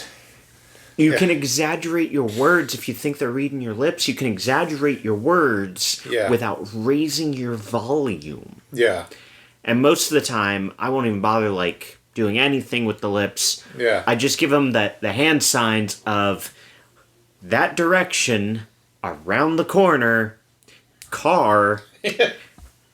When you get there, there's a phone number to call. Yeah. And most of the time, they're real thankful about it. Or if they just plainly don't understand me, Yeah. they'll either go, no hablas, Yeah. no hablo inglés, or whatever Yeah. their country's variation of it is. They'll tell me they don't speak English. Yeah. I'll go, 1 second, pull out the phone, speak into Google Translate with the English, and pass it over to them, and they know how to put it to the right language if it's not Spanish. Yeah. And they'll be on their merry way. No. Or it's- if I don't have the time to do the signs, Yeah. I will just go 1 second, speak into it, pass the phone over, Yeah. and let them go, okay, and then let them be on their way. Yeah. I mean, that's. God, I was at the mall once, hanging out with a friend, and DoorDash driver was looking for a store. Yeah. I'm sure you know the frustrations of trying to deliver to a store inside a mall you've never been in. Oh, yeah. And so they were looking for something, and they stopped us because we Yeah. were the only two people to not just look past them.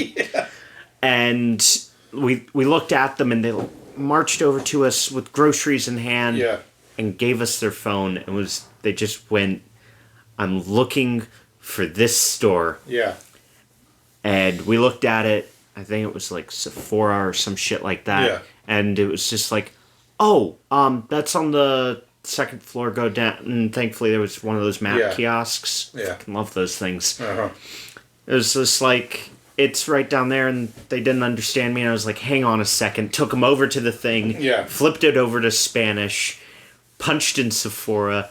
And just went, here you go. Yeah. And they looked at it. They looked at the kiosk. And they're just like, thank you. Yeah. And went on their way. And I was like, see, that wasn't too hard. Yeah. Took 2 minutes. Yeah, but that's one of the things. That's one of the big problems that a lot of these chuckle fucks just don't have that kind of patience. Mm-hmm. They seem to what I was getting around to was they think they're going to be fine with getting rid of people that handle all of this essential work. Farm labor is skilled labor. Yeah. I don't know why they call it unskilled labor. It is not. No. Farm labor is skilled labor. Especially like when you're talking about people that literally are choosing what strawberries are coming off those plants. Mm-hmm. You know, is that thing a weed? Do I have to pull it for this plant to be better? Like, a lot of them could probably do really well in like horticultural classes and stuff. Yeah. You know, like if that's what they want to do with their lives.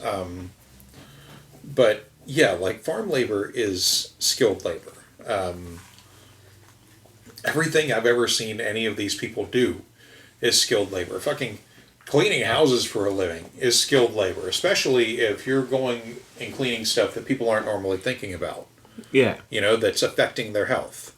Yeah. Which, You know, is, like, I mean, the people that clean, you know, the Lunds and Byerly stores and Target and everything, Yeah. they're doing skilled work. I guarantee you, a lot of them, if they're running a floor buffer or something like that, they know the ins and outs of that device better than anyone in management does. yeah.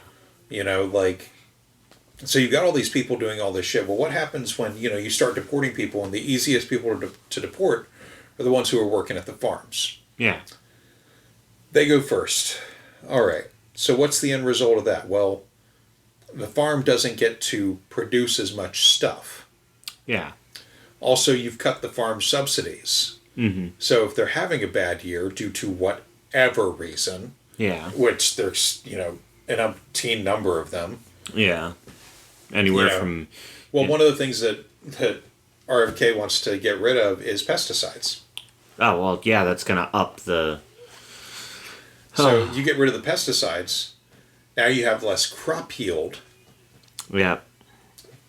He wants to get rid of the pesticides, and there was another thing too. But now you have less fertilizer. That was it. Oh. So not as healthy ground, less crop yield. Less crop yields, less people working the crop yields, because you've just sent them back to wherever they came from originally. Even if, and this is the fucky thing, even if they were born here, Mm-hmm. but their parents came from overseas and they had them here as what they call an anchor baby. Yeah. Now you've sent all these people away. Yeah. You have no fertilizer, you have no pesticide, you have less crop yields. So what does that do? And you have no farm subsidy. Yeah. So what does that do? Well, an independent farmer can't exist like that forever. No. They're going to lose everything, Mm-hmm. which allows a big farm company to come in. Yeah. And they'll either pay the fines or, you know, they'll just absorb that into their overall system. So it's a very corporate friendly thing to do that. Yeah. But also, you know, so you've got all these farms producing less shit. That raises the cost of the groceries. Yeah. You know, now it's going to cost so much more for that tomato to get from the farm to you, even if it's in your fucking state. Yeah. You know, so yeah, so all of that happening, plus, like I said, getting rid of like people that work in cleaning jobs in fucking stores, and like the maids that work in high-end hotels or even low-end hotels for that Yeah. matter. Now it'll be entertaining to see all the rich chuckle fucks though fall a little under the weather, at least for a while there. You know, when Yeah. their maids are sent away. Well, that's the other thing too, is like, so you've got all of these people being ejected. Mm-hmm. Those positions are not going to get filled overnight with people that are especially Americans Yeah. willing to take that kind of job, Yeah. willing to do that kind of work for that kind of money. Yeah. Well, that brings on another thing. They've wanted to get rid of minimum wage since it was established. Yeah. That's the only way they're going to pull all this off, is to get rid of minimum wage. They also want to get rid of the income taxes. They want to get rid of the IRS. Yeah. Like, people don't understand how long these people have been drooling about this shit. Mm-hmm. They just don't get it. And it's hard to talk with people as this shit is coming up, because it's like,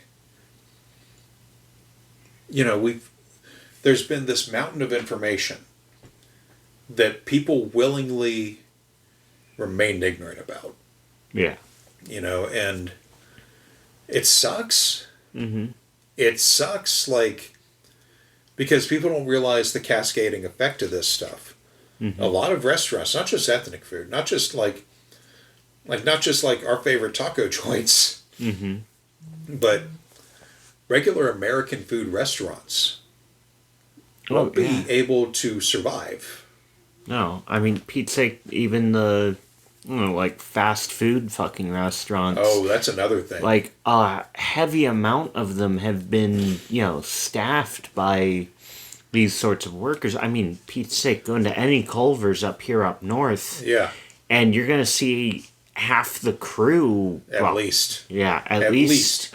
And the thing is, The, too, the whitest Culver's I've ever been in was in Wisconsin. that's where the company started, so that's not a big shock. But also, it was their location off the highway out in the middle of bumfuck nowhere. Yeah. So it made sense that the only people behind the counters, it was also one of the least staffed locations. Yeah. Makes sense that all of the people behind the counter are white Yeah. because we're out in the middle of bumfuck nowhere, Yeah. and these are just the farmer boys who are off this season. Right. And that's the thing though, is like, if regular people are going to be feeling not just a pinch, but a fucking grab, on their tits, male, female, or other. Mm-hmm. If they're feeling that in the grocery stores, the restaurants that rely on much cheaper food, because they're buying it in bulk, Yeah. are going to be really fucked. Yeah. People don't realize how our restaurant industry grew and what keeps it afloat. Like one of the things that kept it afloat in Florida for the longest time was businesses being able to pay people way under the minimum wage. Yeah. Servers and bartenders. I mean, I made like fucking 70, 80K a year because I worked constantly. Yeah. Because I was making $2.15 an hour. Mm-hmm. Like, I had to get those tips. I Yeah. had to get that money. I had to be a shark in my restaurants. Like I've said before, I would go in like on even days I was supposedly scheduled off. I'd go into work in uniform and just sit at the bar and wait. Yeah. And anybody that walked in, that clocked in, that saw me, that wanted to go home, they were on me quick. Like, hey, what are you doing here? Well, I'm not on the clock yet. Mm-hmm. Do you want to leave? Yeah. All right, let's go talk to David. Yeah. And we'd show up in the manager's office, and as soon as he saw them with me behind them, he'd be like, oh, hell, really? After the third time, it just became like a thing. People knew.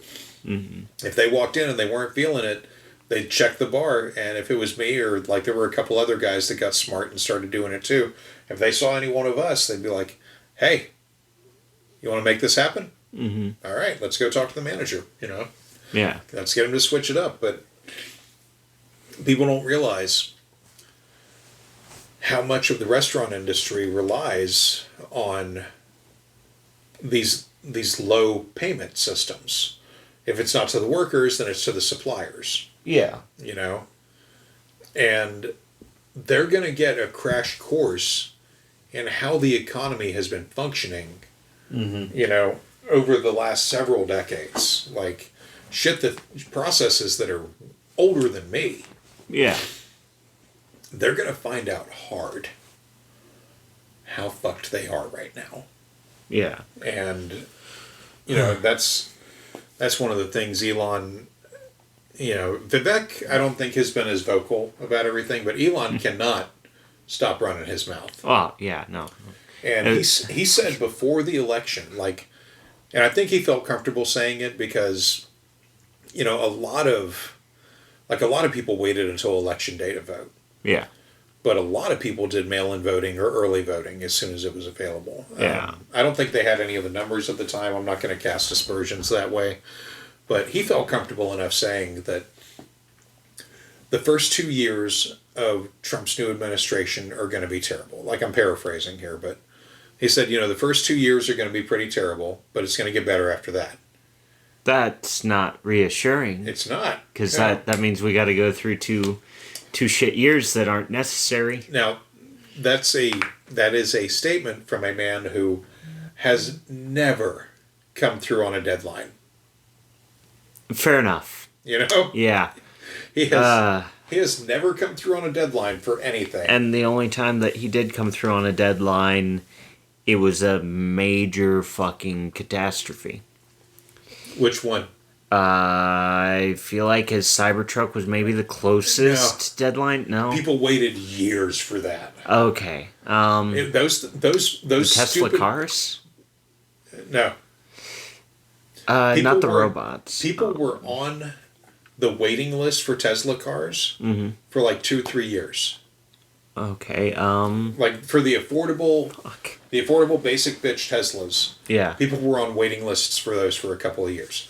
People were on waiting lists for the Cybertruck for nearly 5 years. Yeah. They. Oh God, there's another thing with the Cybertrucks. I don't know if I told you about this one yet.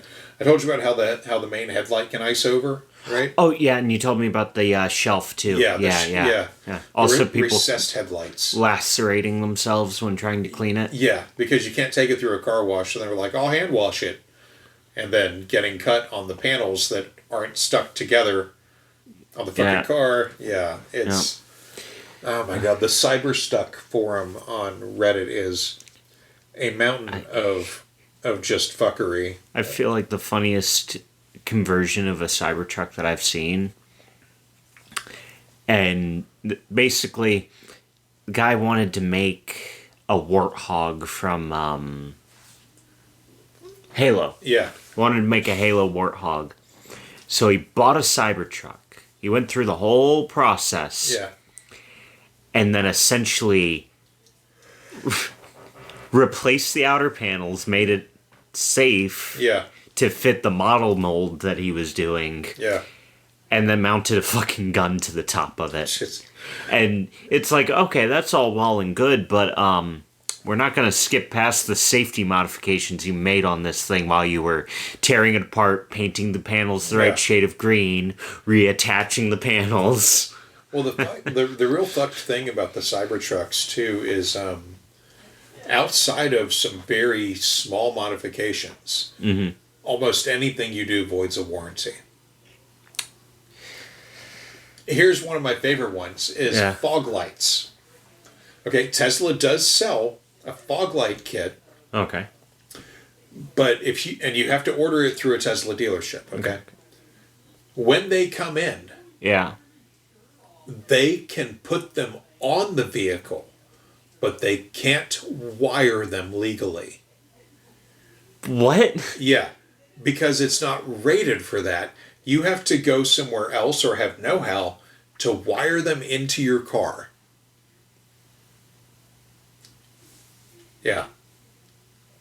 People have made videos about this. Like, one of the other things, too, was, like, they showed how, like, they can't even, like, the Tesla techs can't even, like, take, like, the film off the lamps.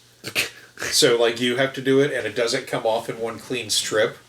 God. People were like, they'd get to it, and like it would rip in half, and then like they'd try to like get it back up to peel, and Yeah. the whole thing is a fucking boondoggle. God. I feel Tesla like salesman though, yeah. there's a really good chance that like if you go to a Tesla dealership and you talk to a salesman and you come back the next week and you look for that same guy, he's quit. Jesus. They only pay them $25 an hour. There is no bonus for making sales. Fucking hell. Yeah. Yeah, Wow. and you can bet the salesmen are the first ones that hear about any problems because people go, my car did this or it doesn't do that. And Yeah. they're like, hold on, I'll put you through the service. Fuck. Yeah. Yeah. See, here, Like if I had a good amount of money, I would go talk myself into a job at a Tesla dealership just to sit there and quietly tell people, don't do this. I would try to be the librarian from Bob's Burgers. oh, yeah. Like, oh yeah, these cars are great. Don't buy one. Yeah. What? What said? You want to get the upgraded package? Don't do it. I swear to God. Yeah. See, like, my brain just went, well, hang on. If they're making $25 an hour, Yeah. they're not by commission, right? No. Okay. So what you do is you just be the laziest fucking salesman. Yeah. And when your boss goes, "What the actual fuck?" Hang on now. Fuck you.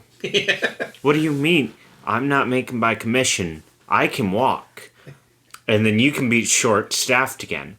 Or I can stay sitting here on my desk and just relax and wait for somebody who's truly dedicated to Elon Musk to come on in. And when they go, "Hey, I want to buy a Tesla," I'll sit them down and I'll run them through the paperwork. And I'll keep my mouth shut and I will not tell them about my Nissan that's parked out there. Yeah. All right? Just let me stay here and let me vibe, all right? And I'm fairly certain I'd get fired. But it would be worth it. Right. It would be worth it to be running a camera. Oh, God. And then like, Yeah. I'm like, oh yeah, you're gonna fire me? Well, say hi to TikTok, motherfucker. You ruined the vibe. You get the time. You know. This is Minnesota, bitch. I don't have to listen to you. You know. I'm allowed to do this. You should learn the law. By the way, you got to pay me. I'll be back for my paycheck. That's not a threat. I really would like to get paid. Yeah. I'm not gonna. Look, I'll show up naked to prove to you I don't have a weapon. You know. I figure it this way, you know, if you're not if they don't pay you extra for sales, Not a dime. I know that because one of the other ship shoppers that I interface with on a regular, her son was a Tesla salesman. yeah, And the fucky thing was that they were told if they sold so many cars, they would get a bonus. but that bonus. He doubled it. Okay. Whatever the amount was, dude doubled it. And then, like, they got a memo. Mm-hmm. Like, all the dealerships got a memo. It wasn't just theirs. All the dealerships got a memo that all the bonuses would be put on hold. That's fucked. Yeah. It was just before Christmas. He knew he was getting that $5,000. He was just head and tails above everybody. Yeah. Like, I've been that guy before. Yeah. You know, where like at one of my Starbucks stores, they would run contests. Yeah. They would run sales contests with other stores in the region, and my general manager found out early on that I was his secret weapon for that. Yeah. Because I'd be like, "What are we moving?" Mm-hmm. And he'd tell me, and be like, "All right, I'll figure it out. Don't ask any questions. It'll look good on paper.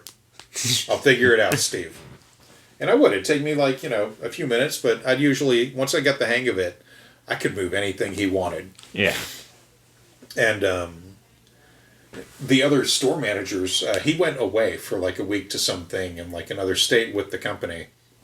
And so the big thing at the time was selling the salted mocha. Yeah. And, or salted, whatever it was, a hot chocolate thing. Yeah. And I looked at the sales figures for like how many mochas we moved any given week, and I was like, "Hey guys, I know how we can kill this." Mm-hmm. And the team was like, "All right, what's your idea?" I was like, "Well, how about we all sacrifice our 1 pound of coffee a week that we get. We all sacrifice it as espresso." Okay. Okay. They're like, "All right." I said, "Hear me out. We sacrifice our pound of coffees. All of us, all 20 of us here. Every customer that comes in that wants to order a mocha, we tell them, I could do that, or I can ring you up for the new hot chocolate with free espresso in it. Mm-hmm. It will actually cost you less. It'll cost you like $1.50 less." Yeah. I think 4 customers said no to that. Yeah. We sold hundreds. Mm-hmm. We sold fucking hundreds within a few days. Because we told, like, I was part of the first shift, and we told the second and third shifts how to do it. Yeah. Everybody agreed. Mm-hmm. Let's get this bonus. Let's get our manager, who we all like, his bonus. Yeah. And he came through and he helped everybody out. So that was cool. But yeah, within like a week, like he was showing them, and all these guys had access to the numbers. Yeah. And so they're all like, how did your team move 1,000 of these in 7 days? He's like, I have a secret weapon. I can't tell you about it. Yeah. Yeah. And then when he came back, he's like, it was you, wasn't it? I was like, yes, sir. He goes, all right, I'll take care of you.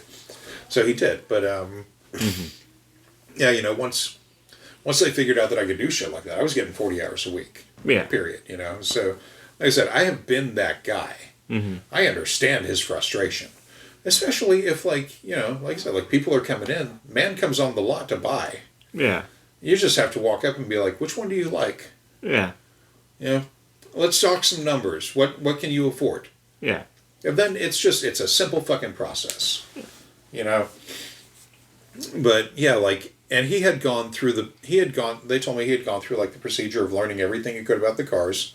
And, like, they used to give their salespeople discounts. They didn't even give them a discount to buy a fucking Tesla. So there's, like, aside from just having the 25 an hour paycheck, there's no reason to go work for them. There's no reason, yeah. Because there was no discount, or if there was, it was like $1,000 off or something. Like something lowball. That's bullshit on a that's fucking vehicle that very expensive. Yeah. Yeah. Yeah, it's very lowball. And they weren't, like, there was no, like, if they bought a Tesla, they weren't going to get cheaper, like, Tesla rates for charging anywhere. Like, there was seriously no incentive to keep that job and sell those cars, aside from, like... A decent paycheck. And they were all part-timers. Nope. Part-time at, you know, $25 an hour, maximum 20 hours a week. Yeah. But you're not in control of your schedule. Like...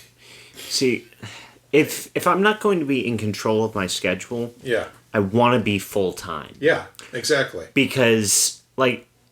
I had told the last retail job, you know, I was sitting there in the office and I'm like, okay, I'm part-time right now, but I want to be full-time. Yeah. What does that mean I'm sacrificing? Right. And they're like, well, you know, if you go full-time, you'll be 40. Yeah, I know what full-time means. Right. What am I losing here? Yeah. What chunk of my soul are you taking from me? Yeah. And they're like, well, you know how you've requested Sundays and Saturdays off? It was like, okay, so y'all want my weekends. And they're like, yes, because we need more workers. Okay. Can I get reduced hours or days off within the weekdays? Like, what are the lowest days that we don't need people here? And they're like, well, Mondays and Wednesdays. Okay. Yeah. I will let you guys have my weekends. Take my Mondays and my Wednesdays. I don't care how you schedule me the rest of the week. Yeah. And they were like, really? I was like, yeah. And fuck it. If you need me to work on a Monday or Wednesday, go right on ahead. Just please, for Wednesdays, keep it to the mornings. I like to have my Wednesday evenings. Right. And they're like, okay, we can work with that. And now, you know, sitting there, when I was there, they had me sitting at what they referred to modified part-time, which was basically like 2 hours under full-time. Yeah. Which I'm just like... Yeah. Just y'all are keeping me at that like sweet under 2 hours, and I understand it's corporate regulation, but like, you could just give me the full time position already. It's, you know, and that's one of the many things. Like, they want to change a lot of labor laws. Mm-hmm. One of the ones that they want to change is how overtime is figured. Okay. Yeah. Like, you know, as it is in most states. California is an exception. In California, anything, at least this was what I knew from several years ago, if you work over 8 hours a day in California, that time immediately after that 8 hour mark is OT. Okay. On a daily. Oh. So a lot of California, you know, employers are aware of this. They try to avoid that ever happening. Yeah. But... most of the country, you know, you score 40 hours, and now anything over that is your overtime. Yeah. What they want to do is they want to increase it in a way so that an employer can work you like, basically like up to 80 hours a week, without having to pay you a dime of overtime. Because, let's say they get that 80 hours for that 1 week out of you, they don't have to schedule you the next week. Yeah. Like, they want to be able to have that kind of leeway and more Yeah. And yeah, like they want to replace unions with employee action committees, which have no teeth to do any kind of strikes or anything. Like, Yeah. yeah, that's They want to defang and declaw the beasts. yeah. They want to do a fascism. Yeah. And I think this time with fascism, it's going to have a different flavor than it did in Germany and Italy and Spain and everywhere else. It's going to have a different flavor because, for one thing, America's got a lot more people than any of those countries had combined. Yeah. Not only do we have more people, we have more land mass, and we're like 100 years into progressive politics Yeah. that, you know, they didn't have back when they were running a Nazi rally in Madison Square Garden in 1939 or whatever the fuck. Yeah. So they have to work with all of that. They have to work with the society that is to make it the society that they think they want. Yeah. And what kills me is that they're too dumb to realize the society they want never existed. No.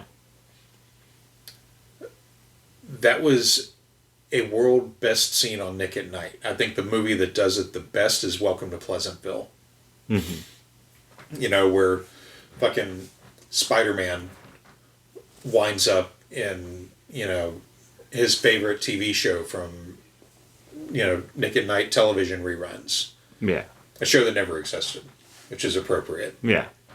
But, you know, he winds up there and, like, it starts changing. Hmm. It starts changing because him and his sister have brought, you know, the new world in. Yeah. Like the actual world in. It starts colorizing. Mm-hmm. You know, it goes from black and white to colorizing, and all this drama occurs that was never in the original show. Yeah. They don't realize that they want that static, like, Pleasantville Lane. Yeah. Isn't that what happened in WandaVision? Kinda. Like it starts out in black and white, and Yeah. like I know that they're It rolls they're forward partially- because it's her dealing with the grief of losing vision, but also, like, all of the shows, like, they kind of let it out mid-season, is that we're getting a WandaVision season 2, by the way. I Yeah. I didn't think that would be possible. Well, it's going to with be the- Vision. Oh, okay. Yeah. I thought he was just getting his own No, show. I knew that they yeah, were he is bringing getting him. his own show, but it's going to be basically WandaVision 2. Okay, Yeah. okay. But anyway, that's all that I know about it. But anyway, they kind of said, you know, midway through there that she was working through all of this grief based on, like, all of these shows that her family used to watch when they were trying to deal with the fact that there was a civil war going on in their country they could do nothing about. Mm-hmm. So they watched all these old American TV shows. Like, that's why one of the shows is Malcolm in the Middle, Yeah. you know, and, like, Full House and stuff like that. Like, that's what it's based on, is all of those shows that her family was using to cope with the fact that there was a war happening 8 floors down on the street below them. Yeah. That, you know, they're like, okay, kids, let's put in a DVD. Mm-hmm. What do you want? Yeah. Malcolm in the Middle season 3. Great. Sounds great, you know. The part of it that the Nick Knight that you were talking about that Yeah. my brain was going through was it starts out in that black and white, and then Yeah. as things like progress, Starts out with, and- like, Dick Van Dyke or whatever, yeah, as things progress through, you know, it starts to not only do the set start to grow out into, you know, the neighborhood, Yeah. but also as they start to grow out into the neighborhood, and then the SHIELD agents start breaching their way into Yeah. the world that she's carefully she's- fabricated. Yeah. Well, because she's losing control. Yeah. You know. It's slowly, like, people are starting to realize, like, wait, okay, this isn't right anymore, and Yeah. the world just starts to change as the modern world comes through and the show starts to colorize and evolve. Yeah, you know, and that show was, you know, an exploration of grief, Yeah. you know, and I thought it was amazing. Like, Oh, yeah. that when I saw they had me sold on the Disney Plus membership when I saw the trailer for that show. I just looked at your mom and was like, we're getting Disney Plus. I have to see this show. Yeah. But yeah, it was, you know, exploration of grief that I wasn't a fan of how they ended her in the Doctor Strange 2, but Yeah. whatever. I do like the I think it was How It Should Have Ended did it. They basically, she's sitting there and she's telling Doctor Strange at the apple orchard Yeah. that she's fabricated. She's sitting there and she's like, I just need her powers. And he goes, okay, Wanda, just for a second, think. I understand you're a grieving widow and mother. At least you think you're a mother. Right, That's yeah. beside the point. Point here is, this is a young girl that has these powers. And she will always have these powers. So how about, rather than murdering her and taking her powers, we take you and her to my magic school. You teach her, help raise her the rest of her life. Teach her how to control her magic powers that you have a better understanding of, apparently. And learn some key things about how to be a mother, for one. And two, find a timeline with her where Wanda has died, but her family doesn't know yet, and replace her. Yeah. And be the Wanda for your kids that you want to be so badly, and actually have some idea about how to be a mother Yeah. from helping raise her and keep her protected. Yeah. That way, she gets to live on, learns how to use her powers so she stops randomly slipping through dimensions, Yeah. and you get to have your happy ending too, and nobody has to fucking die. Yeah. And she goes and she's like, wait, well, I guess that makes sense, yeah. What do I do about the I can't remember the name of the evil book. Oh, the grimoire. Yeah. What about the grimoire? Just give that here. I'm gonna use it anyway, I'm sure. Yeah. Like, oh, okay. Yeah. Just passes off the book and goes on her merry way. Yeah. Like, there's different ways she could have gone about that, but also how they have her kind of just like off herself by collapsing the witch temple on herself was kind of like that. That feels a little dramatic even for her. Well, I understand House of Harkness is actually supposed to be a really good show. Yeah. Like, they got high praise on Fat Man Beyond, and all these audience members like really liked it a lot. So, yeah, that might be worth checking out. But Wait, House of Harkness? I think it's House of Harkness. She was the other witch. Oh, yeah, and she she wakes up in the bushes from death, and she goes downstairs because she's like, okay, Wanda got out of control, I just need to go consult the grimoire, and she gets down there and she goes, where's my book? Yeah, that's like I said, that show got a lot of high praise, so it might be worth checking out. But yeah, that's the thing, is that these people, they seem to think that the only people that are going to really be hurt are the people they don't like. Yeah.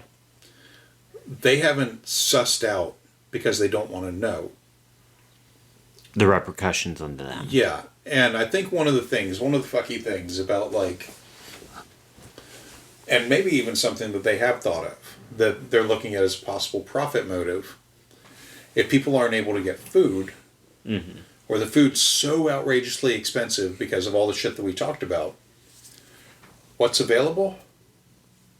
Supplements. Vitamins. These things that they've been trying to push for decades, that only their core people buy. Well, vitamins tend to last a long time. Yeah.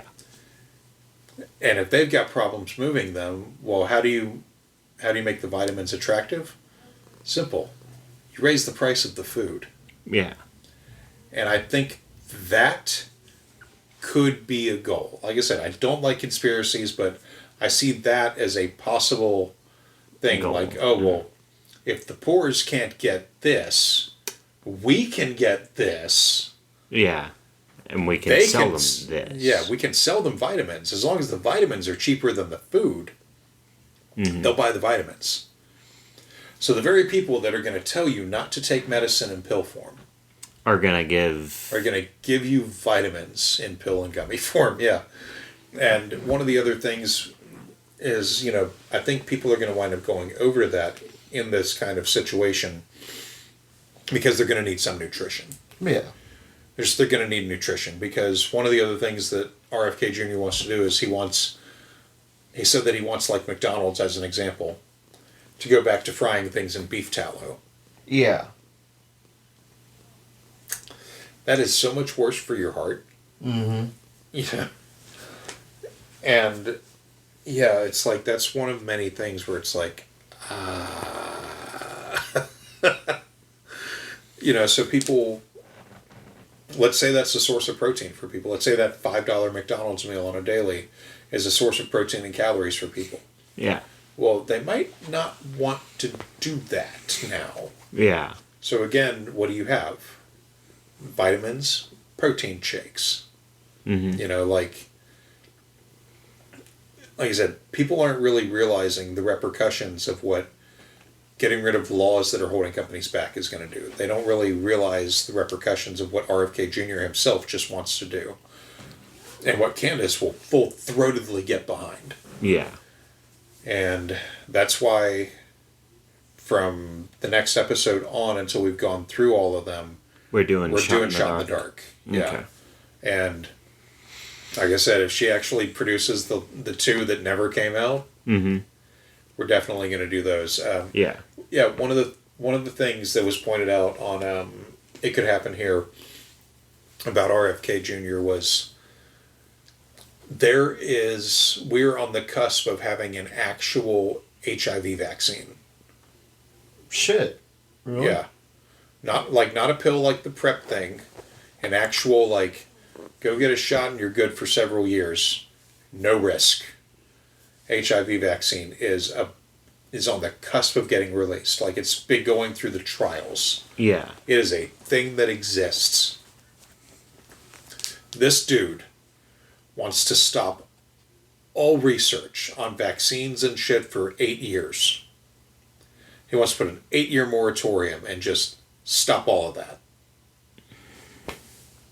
Which is going to set back a lot of those vaccines research. Vaccine research, and Because- there was a noted germ doctor who was like, "Oh, that's great. So are we just going to tell all the germs, hey guys, take 8 years off?"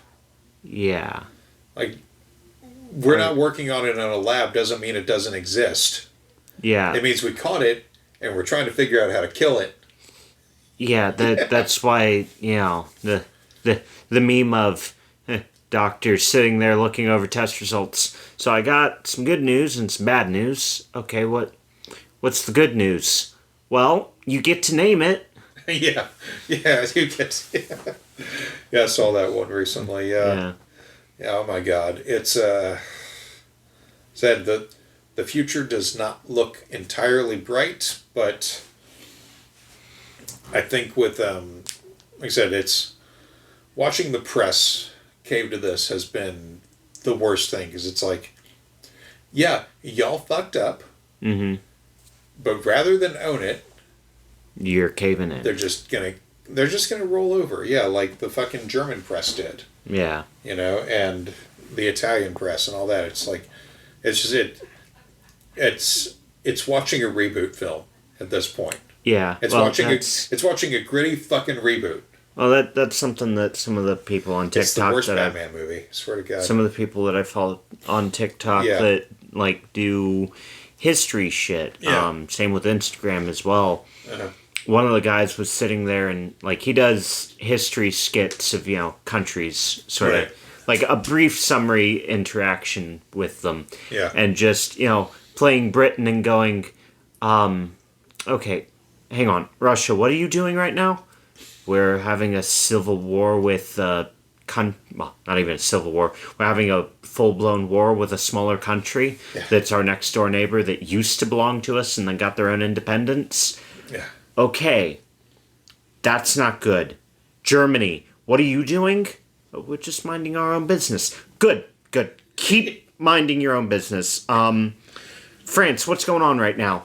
Revolutionary War, and quite frankly, we want to go fight Russia. Okay, not good. America, what's going on? We're about to have our biggest decline in finances. Very not good. Canada, what's going on with you? Civil wars and, well, brink of civil war, and yeah, we kind of want to go fight Russia too. Fuck me. It's World War II again. It's Germany, don't fucking do anything. right. Just It's- don't. It's one of those things that people have said leading up to this, that even prior to Trump, people who were much better at reading the tea leaves were saying, is this really happening? They're looking at like the threat of things as they're going on, and they're like, is this really happening? Is America going to have to do a fascism to understand that it doesn't work? Yeah. And it's like, I hope not. And then what happens? Yeah. It's Okay, so if we... Unfortunately, as it's looking do fascism, yeah. are we going to have to go through a communism before we get back to... like a harsh communism? No. Before we get back to a here's- normal stream? No, here's the thing, right? Yeah. Karl Marx, who was great at figuring out, how these things go, he thought, like, fascism didn't really enter into his thinking. Yeah. He thought that it would just be a natural progression for capitalist societies to, over time, go into socialism and then go into communism. Yeah. He saw that as the natural progression of just people basically being good and getting better. Like, okay, well, we can turn over some of these functions to the state. Mm-hmm. And then, okay, well, the state can do all this stuff, and then we'll just work for the state. Yeah. He kind of saw that as the path. He didn't see fascism. Yeah. He didn't realize that corporations would see socialism coming in and realize that they would get less profits. Yeah. And that they would get with the government people that didn't want, or in this case, military, that didn't want to let go of their hold, or that they would get with, the corporations would ally themselves with the military and whoever was in power. Yeah. So it happened in Spain, and they would do a fascism. He didn't see that. Yeah. Like, that didn't occur to him that kind of thing would happen. Yeah. And it didn't occur to a lot of people. Like, there was a period in the pre-purge days of Germany and Italy and stuff where people were like, oh, well, fascism might be a way to do things. Mm-hmm. This might work out. And then they saw that it would not. They saw how much, like, death you needed to do a fascism. And they were like, no. Yeah. So yeah, I don't think, I think what would happen here, more likely than not, is we would, if a full fascism happens, all right, let's just thought experiment on this. I've thought about it before, like, if you have a full fascism happen, what you have next is, I think Germany got it right. Mm-hmm. You have a reckoning. Yeah. You get rid of the war criminals. Yeah. Hopefully through killings, because they fucking earned it. Yeah. And then you restructure everything to where you just go, we did this, we're sorry. Yeah. And everyone gets it in their schooling that a lot of us fucked up. Yeah. A lot of us fucked up, and the people that were either revolutionaries or helped, maybe they get killed, but their stories are told as heroes after the fact. Yeah. I think that's the best way that it occurs. Okay. Yeah, Italy recovered too. Yeah. Spain recovered, Yeah. Germany didn't abandon their lists though, but their lists at least make sense. Yeah, like... There's one... Oh, There's an American guy that I follow. He lives in Germany. Yeah. Oh, yeah, you you mentioned him on a previous... He's got like the train list Yeah, that he all has that, to yeah. follow, and he's like the first year in Germany is really fucking jarring because of all the lists. But after that year, when you enter into your second year, you've kind of become accustomed to everything, and you're like, Yeah. this makes so much sense. My life is just so organized. Yes, Yeah. I'm available Saturday night. Right. I'm available Saturday night for the next 4 fucking months.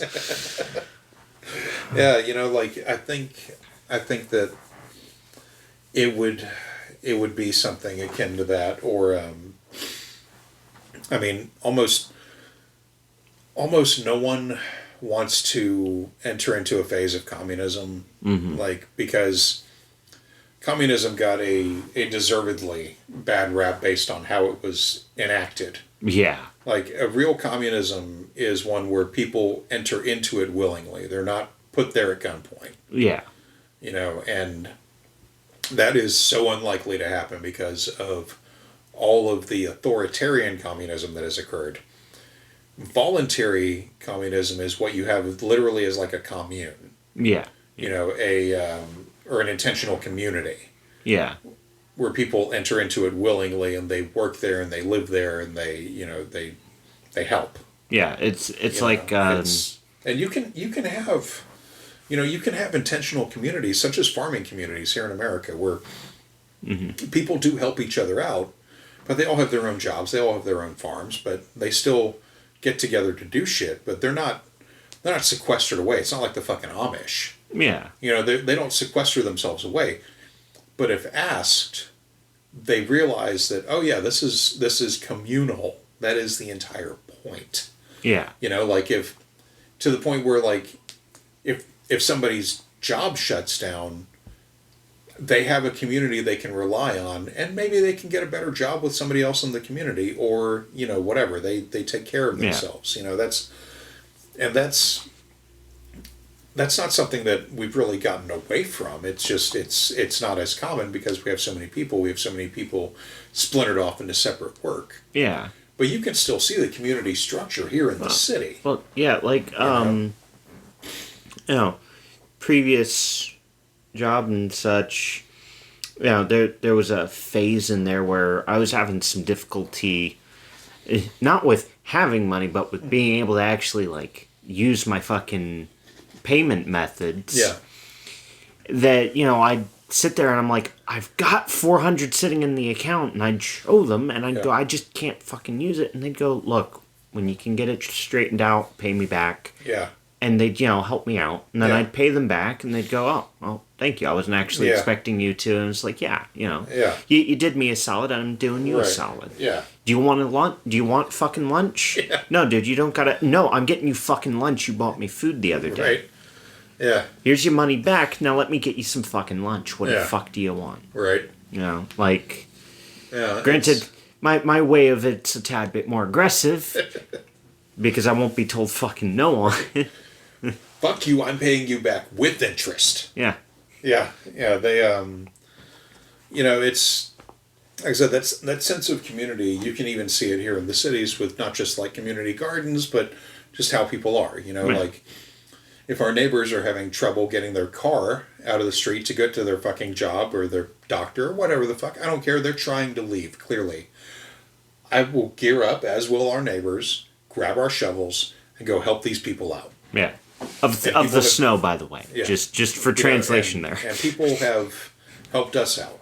Yeah. You know, like it's just what you do to be a good neighbor, but also, you know, like, yeah, everybody, you know, we all stay, like, the only neighbor whose name I knew moved, Yeah. you know, so, like, I don't know anybody's name around here, but we all recognize each other. We'll all help each other out. And there's a couple of assholes on the street that nobody fucks with. Yeah. And we all laugh as a group when, like, their shit gets hauled away by the cops. Yeah. You know, just fuck them. Or, But, you know, we see them slip and stuff. Yeah, Like you know. there was the one asshole down the way. Yeah. Yeah. Vehicle got stuck. I was watching him do his thing. And Yeah. I was out there chipping away at the ice with the hatchet. Yeah. Yeah. And I looked up the street and I just hear a, oh, fuck. And I look up and I just see him, like, like a turtle trying to get up. He grabs onto the fender of his truck, gets up and like dusts himself on and walks up to his house. And I'm just like, while I understand the pain, you kind of deserve that one, man. Yeah. Yeah, that's what you get for parking in front of a stop sign. Yeah. Yeah, fuck that dude. Yeah. But yeah. Yeah, but like I said, I don't think that we would devolve into like a dictatorship or like, fucking war bands or anything like that. Yeah. I think that the best thing we can do is what we've been doing, which is stay employed. Yep. And make as many podcasts about this idiot as we can until we can't.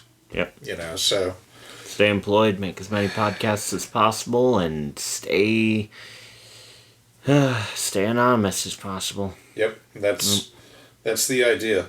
Now the good news is they can only dox you once. True. And no one has even come close. I haven't gotten a single bad email yet. I haven't even gotten an email of somebody being like, I could totally prove who you are, because I would respond to that person. I'd be like, please tell me what you know. And no, you don't get points for just repeating back shit that we've said. Yeah. Because I'm on top of that. I edit stuff out sometimes. Yeah. Go ahead. What beyond what we presented, based on what we presented, have you figured out? Mm-hmm. Give it to me. And like that has not occurred. Yeah. That has not occurred. And I every day I open up my email and I'm like, maybe today's the day. Yeah. No? All right.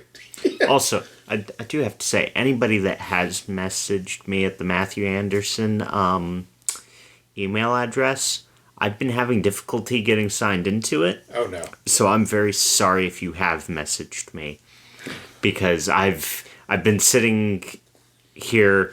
I got a new phone, and the new phone I put in the email into, and it was like, what's your security and verification? And I'm like, it should be this. And it goes, okay, check with such and such email account. And I'm like, you dipshit. If I could get to the email, do you think I'd be trying to fucking sign into it on a different device?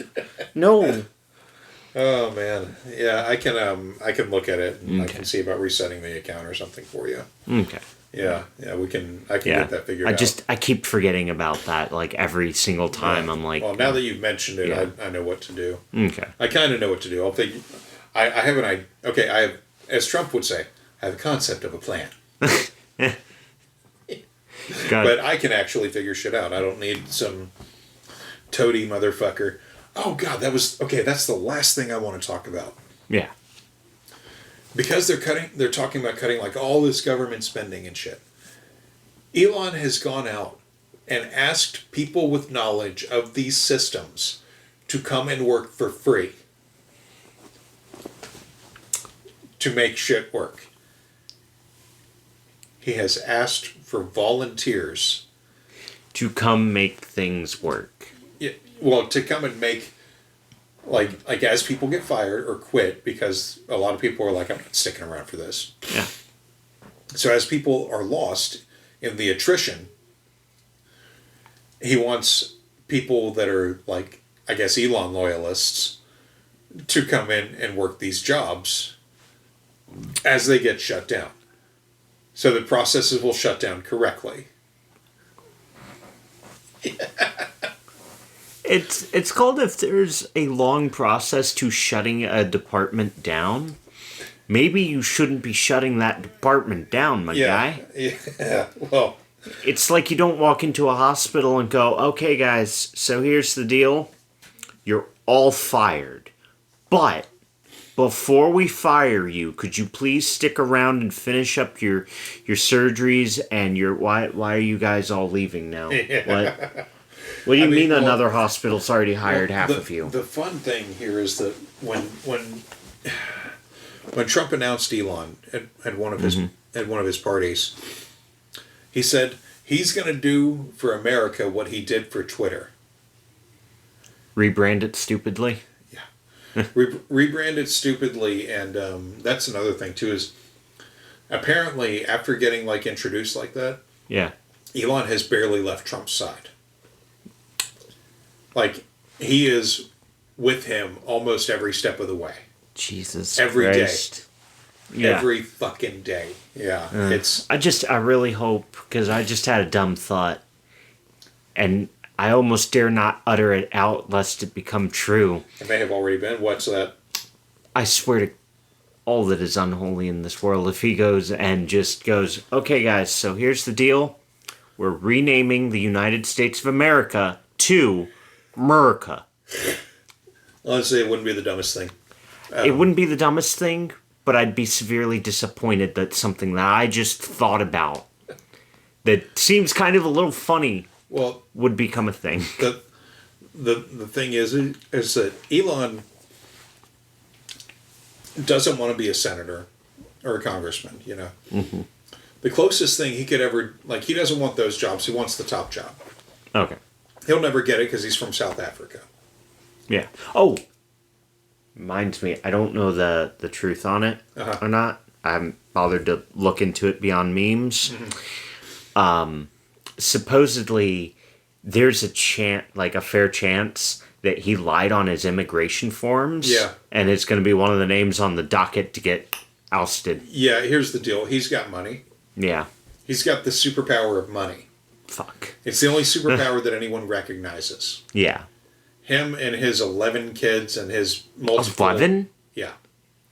11 at least. Here's one of the things. 11? If you're an attractive female and you work anywhere in the vicinity of Elon Musk, Yeah. he offers his semen that's been preserved to impregnate them. Wait. He offers free IVF Hang on. to carry his child. Wait. Hold up. 1 second.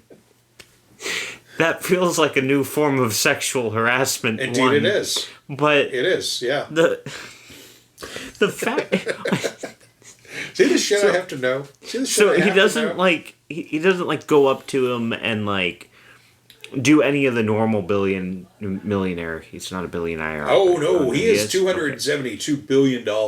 Okay, billionaire thing of like, you know, grope them, say sexual shit to them, just in general harass them. He just kind of Yeah. walks up like a fucking alien and just goes, "Excuse me, beautiful maiden, could you please bow my semen?" What? You? No, I'm not gonna fuck you. Oh, don't worry. We aren't going to fuck. You see this file here? It's for you. Pretty much. Yeah, pretty much. God damn, he has become known for it. Yeah, he has become known for it. You know that game that the creators of Rick and Morty made? Can't remember the name of it. High on life? Yeah, High on Life. Yeah.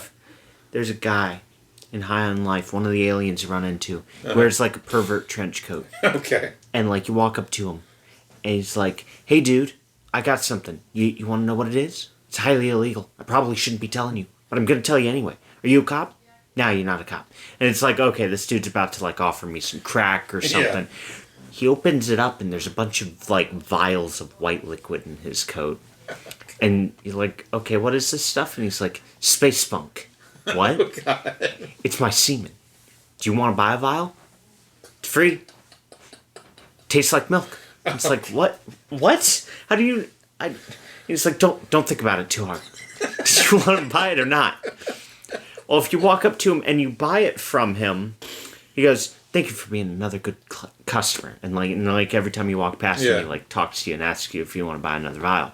Well, a later point in the game, you run into another one of him in a different city, and you're Yeah. like, "Oh God, it's the pervert alien again." Yeah. Well, you walk up to him and he's like, "What? Who are you? Oh, you're looking for Randy?" "Yeah, no, I'm not Randy. I'm his twin brother." "No, I don't sell semen like that weirdo does. I do sell my blood though." And it's like, what the fuck? Oh, that's great. Yeah, no, that's the image that just popped in my head when I was saying that was Yeah. like, see this vial here? And just opening up a trench coat with a bunch of vials of fucking Bunch of Elon semen. Elon come. God. Elon Yeah, Tusk. He's got... See, like, he just wants to have as many kids as possible He thinks his children will be his legacy and save the future of humanity. How full of yourself do you? Never mind. So full of himself. Yeah, I was gonna say never mind. So he full he of is. himself. Yeah. Yeah, this man actually. God, he's terrible. This man might as well be the equivalent of fucking. He's terrible. RFK Jr. is terrible. What was the name? The fact that Candace did not produce the Shot in the Dark series because RFK Jr. had a problem with her tells me he's all over this shit. Now, I have not listened to a single minute of it yet. Mm-hmm. That's going to be what I do next week. Yeah. Starting tomorrow, actually. Mm-hmm. Is I'm going to start listening to it and taking notes and doing my thing. But yeah, I'm in no way looking forward to that. Yeah. I've been putting it off for so long because I'm like, well, let's get through the election, and then fuck me, it happened. Yeah. But Yeah. No, I was sitting here watching the results the entire time that we were recording, and I was just like, And don't catch the snitch, Trump. Don't catch the golden snitch. Fuck, you got 270, and then you got 300, and I think the final tally was like 100 million Americans yeah. voted for him. Like, fuck, guys. Yeah. I was watching the thing that was. One thing I'm getting glad me for, was- though. Yeah.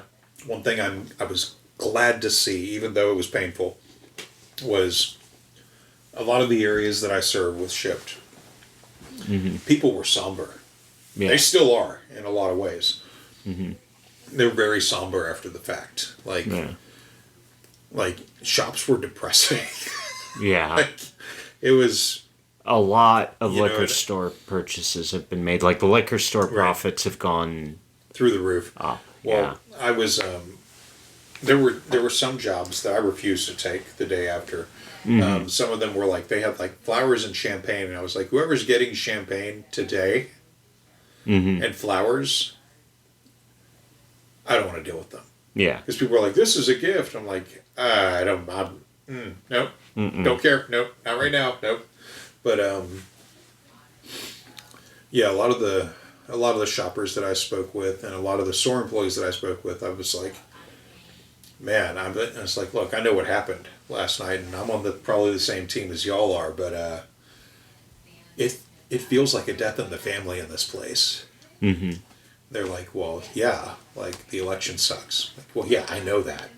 Yeah. Like, I don't think any of y'all should be happy. Like, anyone who's happy right now, I instantly am like, okay, watching you. Mm-hmm. But, yeah, I was like, oh, I get it. And it's just, I was like, look, if nothing else, it is disheartening to see a lot of good people be sad right now. Yeah. Because it means I wasn't wrong about you guys. Yeah. Wasn't wrong about y'all. And we all feel the same way. And this area is deep blue, thank goodness. It's like, but I think we're going to be fine here. Yeah. I think we're about to get a lot of transplants, especially as shit goes south in a lot of these states. Yeah. Oh man, yeah. I swear, every day there's at least one post on the Minnesota or the Twin Cities Reddit boards of people being like, "I'm moving there from wherever. Yeah. I'm moving there from wherever. What do y'all think about this area? Are the schools in this town any good? That kind of thing. Like people are getting real world questions answered. Yeah. And Walls was a big part of that. Mm-hmm. Everywhere he went, he talked about the benefits of living in Minnesota. Yeah. He was a big part of that, but but yeah, people were like, well, shit, I don't want to move to California because it's so expensive. What's things like in Minnesota? Yeah. So yeah, I think we're going to wind up with a lot of transplants here over the next few years, which will be fine. Yeah. Particularly if they force our immigrant communities to go away. Yeah. It won't be Minnesota doing that. It will be, if it is Minnesota doing that, it'll be because they had to cave in. Yeah. Either way, I'm not looking forward to that. I don't want to witness it. I don't want to witness it because people are not going to go willingly. No. And, I'd rather, it's going to be bad enough, like seeing it on Mastodon and on Reddit and hearing about it, and seeing it on Facebook posts and stuff like that. We're still about 2 months away from all the shit, so that's good. Yeah. But, it's, regardless of how they do it, of how they try to do it, if they do it the way they want, it doesn't matter. It's going to be bad. Yeah. And too many people just don't realize it yet.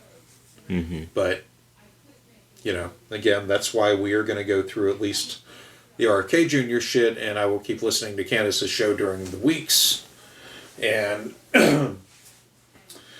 maybe at the end of the Shot in the Dark series, maybe we'll do an episode catching people up with the first day after the election to whatever the current day is by the time we get through it all. Yeah. But I'm gonna do the deep research that we're known for with our bullshit, and we'll push back as much as we can until we can't. Yeah.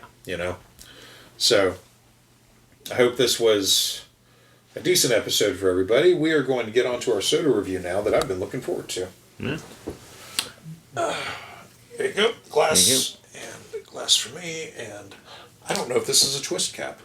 Well, let's find It out. doesn't look like it. It It doesn't have the little arrows. Right there. Yeah, and give it a shot. I can tell you by the internal lip, this ain't one. Right over there on the TV stand. Yeah. Yeah. Yeah. Oh, I've got to put something under that. Yeah. Yeah. That was not a pretty sound. It was not. All right. We are doing a. I'm not sure if it's actually from Mexico or where. Let me see. See the bottle. Yeah. All right, we are doing Jarritos pineapple natural flavor soda. Let me see. Distributed by Tip Distributions, El Paso, Texas. So I don't think it's made by them, but it does. Oh no, it does. Made in Mexico. Oh, It's a okay. Mexican drink. All right. All right. Now I got the pineapple one because sometimes I'm kind of a pansy. Tamarind was available. And I was like, tamarind can be next week. Yeah. I need something that at least sounds good to my head right now. Yeah. So here goes the first one. Also, apologies. While I was trying to set things up, glass did kind of like scrape on the microphone a bit. Oh, it's fine. So yeah. Microphone's a potato. Microphone's a potato. It is. I mean, this smells like. It makes weird clicks.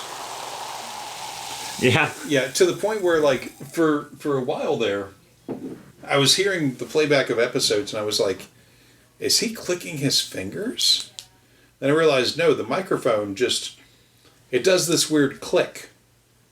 Like, infrequently. It's hard to gauge when it's going to happen.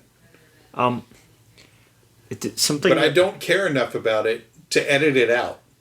Well, here's the thing: is okay, for viewers' sake, when we do this, we're in my bedroom. Of course, y'all Yeah. know that. Well, I always sit on the bed, and I always sit cross-legged. I generally sit cross-legged most places that I sit, Yeah. unless I have to let my hangs hang over my hangs laying over while my legs hang over the edge, which is only ever when I'm in shoes. Yeah. But when I'm barefoot, I tend to do this motion. Yeah, Is no. that not it? No. No? No, like it is like a click in the recording. I can't. Okay. Yeah, I can't put it yeah. together. And like I said, I'm like, I'm not burning mental time on this. Fair enough. Yeah.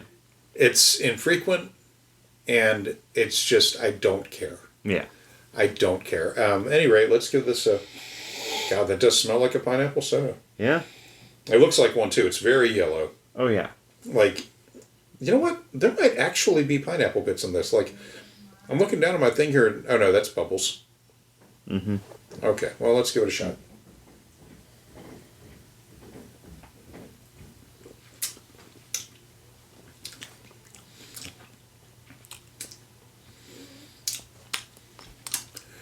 That is pineapple from sweet down to bitter. Yeah. Yeah, that is very accurate. That is a pineapple. That's quite good actually, because it's not cloyingly sweet. Like it's not like sticking with me. Yeah. It's like there and gone. Yeah. Ingredients: carbonated water, cane sugar, citric acid, natural flavors, sodium benzoate as a preservative, sodium citrate, FD&C yellow number 5, FD&C yellow number 6. So, well, there's no red 40, so I guess that's cool. Yeah. Yeah, that's actually quite good. Yeah. I used to see this brand for sale all the time back in Florida. Oh yeah. Yeah. I mean, I got this one from Hy-Vee tonight. Fuck. Yeah. Well, they used to sell it at the fuck. What was the name of that not quite Mexican store that we used to go into? Rose. Oh, Rose, yeah. Yeah, Rose yeah. back in Jacksonville, yeah. Yeah, I was trying to remember what the was it IBF or something like that? No. International Grocers something. IGF. Something like that, yeah. Yeah. IGA, International yeah. Grocers Association. Yeah, it was IGA Rose. Yeah. In their drink style, they had that along with what was for a long while. Well, like you could get this at the very good. You could get this at the corner store. Oh the Kangaroo yeah. that was in our neighborhood in Middleburg. Yeah. They had these. They had the tamarind one too. Like, Yeah, but there were a lot of Mexicans that lived out that way. Yeah. So. Yeah, which that was not that something that I do miss is the old aloe drink that I used to get from Rose. Yeah. Thing about it was I stopped drinking it before we left Florida because last time I had gotten it, they changed something in the drink. Mm-hmm. Like one of the things that they added to it, and it just stopped tasting good. Like, yeah. I know this is going to sound weird, but I really enjoyed aloe. For a while there, I had a full body rash that the only fucking alleviation to was an aloe fucking smoothie, essentially, that was slathered head to toe on me. Yeah. And in that time, I'd also grown to really kind of like the smell of fresh aloe. Yeah. Because until it gets old, when it gets old, it smells like fucking BO. Yeah. But before it gets old, it smells really nice. So I started drinking aloe drinks. Well, like, you can find them here. Like, they sell them everywhere. Yeah, I've seen the brand, but I'm so scared to get the brand again because I mean, there's other brands. Yeah. I think I'm just worried about getting another brand because, like, the first brand of it that I'd seen was the first brand that was selling it here, and then the rest of the brands came in, and then all of their ingredients started to line up across the board. Yeah. And it was like, oh. Well, I mean, we've got, like, aloe drinks are a big deal in the Hispanic community, and we've got a really good supermercado. Oh, yeah. Yeah. I haven't been to the supermercado yet. Yeah, no, me and your mom went, and yeah, it's a legit store. It's really nice. Yeah, it's really fucking nice. Isn't that where y'all found the guinea pig? Was it? Yeah, they had guinea pig. Yeah, they had guinea pig for sale. Yeah. Yeah, they were, it's exactly as it sounds, listeners. They were guinea pigs that had been dressed out to be, like, barbecued and shit. Yeah. Yeah. Yeah, they, it was so odd. Yeah, like, their meat department was legit. They had a lot of, like, stuff that I'd only ever seen in, like, the Hispanic section of, like, Rose. Yeah. And stuff, like, yeah.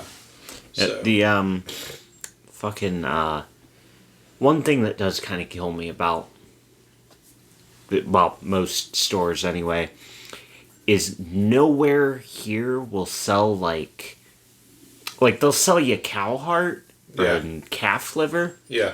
but nobody that sells like rabbits or poultry will sell you their organs. And I understand that there's like laws or guidelines or some shit, or they don't want to risk people getting diseases. You just but, have to know where to go. Okay. Because like I was in I was in Hy-Vee earlier. Or no, I was in ones in Byerly's, and they had turkey gizzards Oh, see, in the meat department. I've known about the turkey gizzards. That one is surprisingly popular. Cub, you can get those things. You can get like a bucket of chicken hearts or whatever the fuck. Yeah, Okay. yeah. Yeah. I wonder if they'd sell the chicken skins. I don't know about that. That's always a difficulty to find because, well, yes, it is easy to get a pack of boneless thighs. My problem is I'm having a hard time finding boneless thighs that still have skin on. You never will, because it's part of the process. And that's the part that kills me. Just buy the fucking bone-in thighs. I mean, I could, yeah. Just buy the bone-in thighs. Take the get bone the fillet out. knife. We'll get the fillet knife. Take the skin off. Cut around the bone like it comes right off. Yeah. Yeah. Just I think my own Besides, laziness is getting in my way on bone-in that one. thighs are cheaper. Yeah. And you know what you get to do with the bones? Stock them. Uh huh. Yeah. Yeah. See, I think my own laziness is just preventing me from getting the bone-in thighs. Yeah. You need to punch your laziness in the balls, Yeah. and then shove those balls up your laziness's ass, Hey, wait, hang on. and then if you're and then- punching and them, they- how are you? you punch it in the balls, and then you grip them. And then you pull them down, right? Yeah, like you're doing damage. You're doing damage. Why are you being nice about it? You're doing damage. You want maximum damage? What? You want maximum damage? You shove them up the ass of your laziness, okay? And then you speed bag the dick, all right? While the balls are up in the ass, and then you feed your laziness spaghetti on a non-stop run, like the guy from fucking Seven did. And you blow up your fucking laziness because it can't shit because its own balls are shoved up its ass. All right? It explodes. And then your laziness is done and you just deal with chicken thighs like a man for the rest of your life. Well, hang on, but something a little This is how he grew up. I'm sorry. something No, a I'm little not. easier though. Right? Okay. Okay. You've already got your laziness's pants off, right? Dick and Yes. balls is there. Right. Okay. Something you can do to be a bit deceiving. I just want to say is- this. Laziness as a creature Yeah. does not own a pair of pants. Okay. Laziness is fair enough. It's probably naked most of the time Yeah. anyway. All the time. Yeah. So what you got to do, right? Is you got to take the balls and you got to like gently stroke them and bring them back to where the anus is. Okay. And then take your fist and shove that shit up there. Meat puppet them like eyes into place. Okay. Wriggle your hand out of there and then speed back the dick. No, see. Because, like, you've got your laziness on the ropes, right? Yeah. If the balls go up, the dick just points down. Okay. It's just there. It's just hanging right there. Okay. You speed bag it until the laziness is unconscious. It's not going to take much. The dick is really sensitive, okay? And you've with the balls shoved up the ass expertly, you've now activated the fucking prostate of the laziness, okay? So the prostate is active. That dick hanging down, it's going to be hard. You just speed bag that shit until the laziness is knocked out. It's totally unconscious. Then, like I said, you hook it up to the machine from Seven that feeds it spaghetti until it explodes. Why do you want it to be hard when you go to speed bag it? I thought it was Because it's going to be sensitive now. And it can't eject anything because the balls are in a vice grip up inside the asshole. Okay? See, I didn't think about this for very long. It just made sense as I was talking about it. All right? See? Like, it all just works. It shouldn't work, but yet it does. Fucking Todd Howard. It just works. Yeah, it just works. Honestly, he had the right idea when, presenting a video game and somebody goes, well, how is this mechanic supposed to work? It just works. Like, everybody gives him so much shit for that one, but, like, I'd say just leave the man alone. He runs Bethesda, and sure, Bethesda might be a shyster every now and again. Yeah. But they're not as big as shysters as EA. Oh, God. EA. Ugh. EA. Oh, God. It's kind of lame. There was a thing recently with EA where people were noticing that a lot of EA games are going on sale because their servers are about to be delisted. So it's like, yeah, okay, Battlefield is like $5, but in a year it's not going to be playable. That's Something like that. Yeah. Well, Something like that. But yeah, yeah. we're gonna cut this off here. Yeah. We'll be back in 2 weeks. after talking about speedball. Hey, look, you got to give people what they want. They've never heard that before, I and mean, now they're going to think about it, and they're going to be like, "That sounds really bad." Maybe I don't dox these guys. Oh, yeah. As Rick said, sex sells. Yeah. What does sex sell in this case? But sex sells. All right, everybody. That's it for now. We'll see you again in 2 weeks. Bye. Have a good 2 weeks. Ciao.